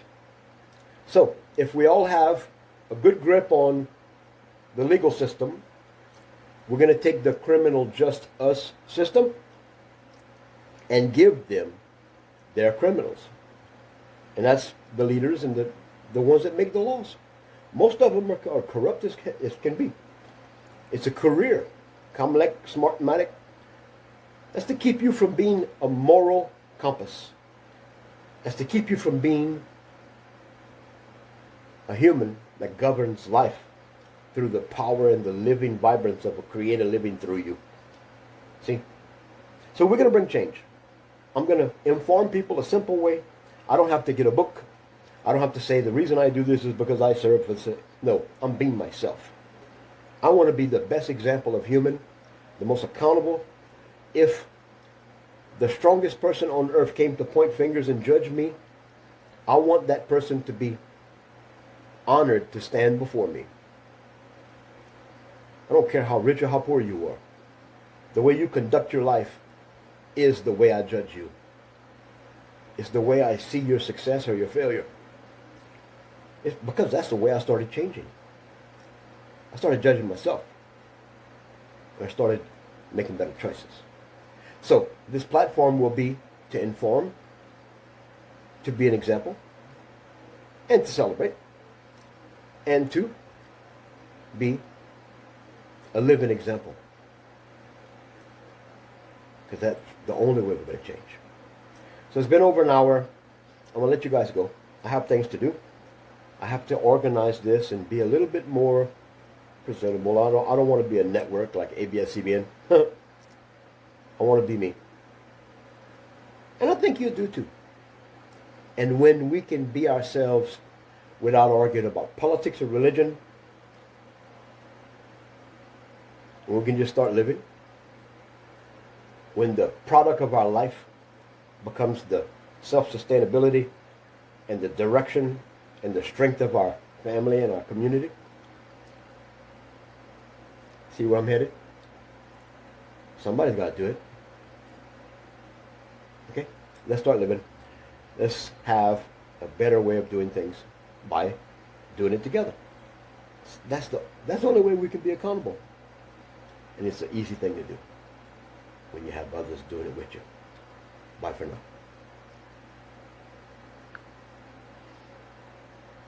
Hey there, everyone. Welcome back to our channel. Today, we're going to talk about actionable marketplace solutions and how they can help us become more accountable and productive in our daily lives. You see, by producing results and focusing on bottom-up accountability, our membership can truly shine as a vibrant example of what's possible. On the other hand, top-down corrective measures have often exposed the weaknesses of humanity, but that's all about to change. The Internet of Things is a wake-up call for all of us, urging us to be the change that others will see. This change will drive the greatest production of humanity, and the world is more than ready for it. So, let's work smarter and embrace this change together. Thank you so much for tuning in. And if you enjoyed this video, please don't forget to hit that like button, subscribe to our channel, and share it with your friends. Until next time, stay productive and accountable.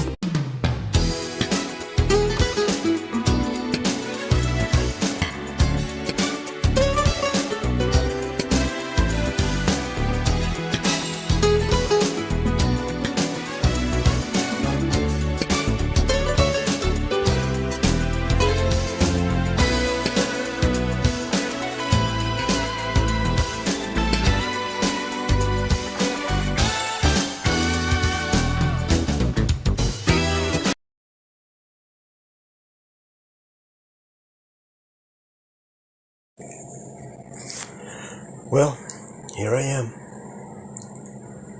Just day by day. A lot's happened since 2016 when I was introduced to all of you. What a road. I know, Kobuhai.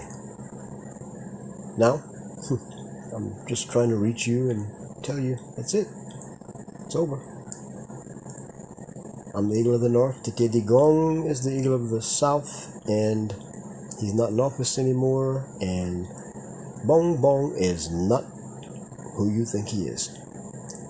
BlackRock in Davao. It's the company that is the largest company in the world, basically. Main business is destroying countries and people and lives. It's end game. Cleansing General Smith. You killed 3 million. You didn't care about that. Now you're waiting on Jesus. Emmanuel. Oh, just what do you think? Are you ready? I don't think you are. Check it out. President Duterte is going to say something to you here in a minute. Remember Marawi? You're just floating around in space. It's all up to you. It's all about you. Huh? Remember that? That's when he came back from Moscow. Yeah, they attacked Marawi. It wasn't Mahuti, that was the CIA. Okay? So, back on the road. Here you are. You got Bong Bong. So, he put BlackRock in Davao. So, it's over. 3 million was General Smith's job. Their punishment for knowing the truth about Maharlika was death. They were mostly Ilocano people. So it's up to you. You know, if you knew what I knew, if you saw what I saw, if you see what I see, if you feel what I feel, I am a divine creation just like you. I'm not denying. The fact is right now, everything's changing, and it's all backwards from what you think it is. So, I'm telling you, that's how it is. Get ready. What you gonna do? From 2016 till now. I love you. Hey there, folks. Welcome back to our channel. Today, we're going to dive into a fascinating topic: the evolution of humanity beyond the 5G and how our actionable marketing values are becoming more human. You see, in the past, we've been focused on 5 key aspects of human development: gathering, gathering, gathering, gathering, and gathering. But now, we're moving beyond those 5 Gs and embracing a new approach. Our marketing values are shifting towards a more human-centric approach.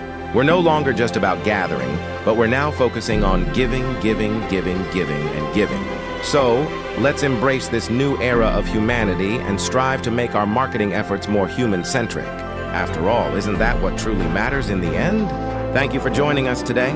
If you enjoyed this video, don't forget to hit that like button, share it with your friends, and subscribe to our channel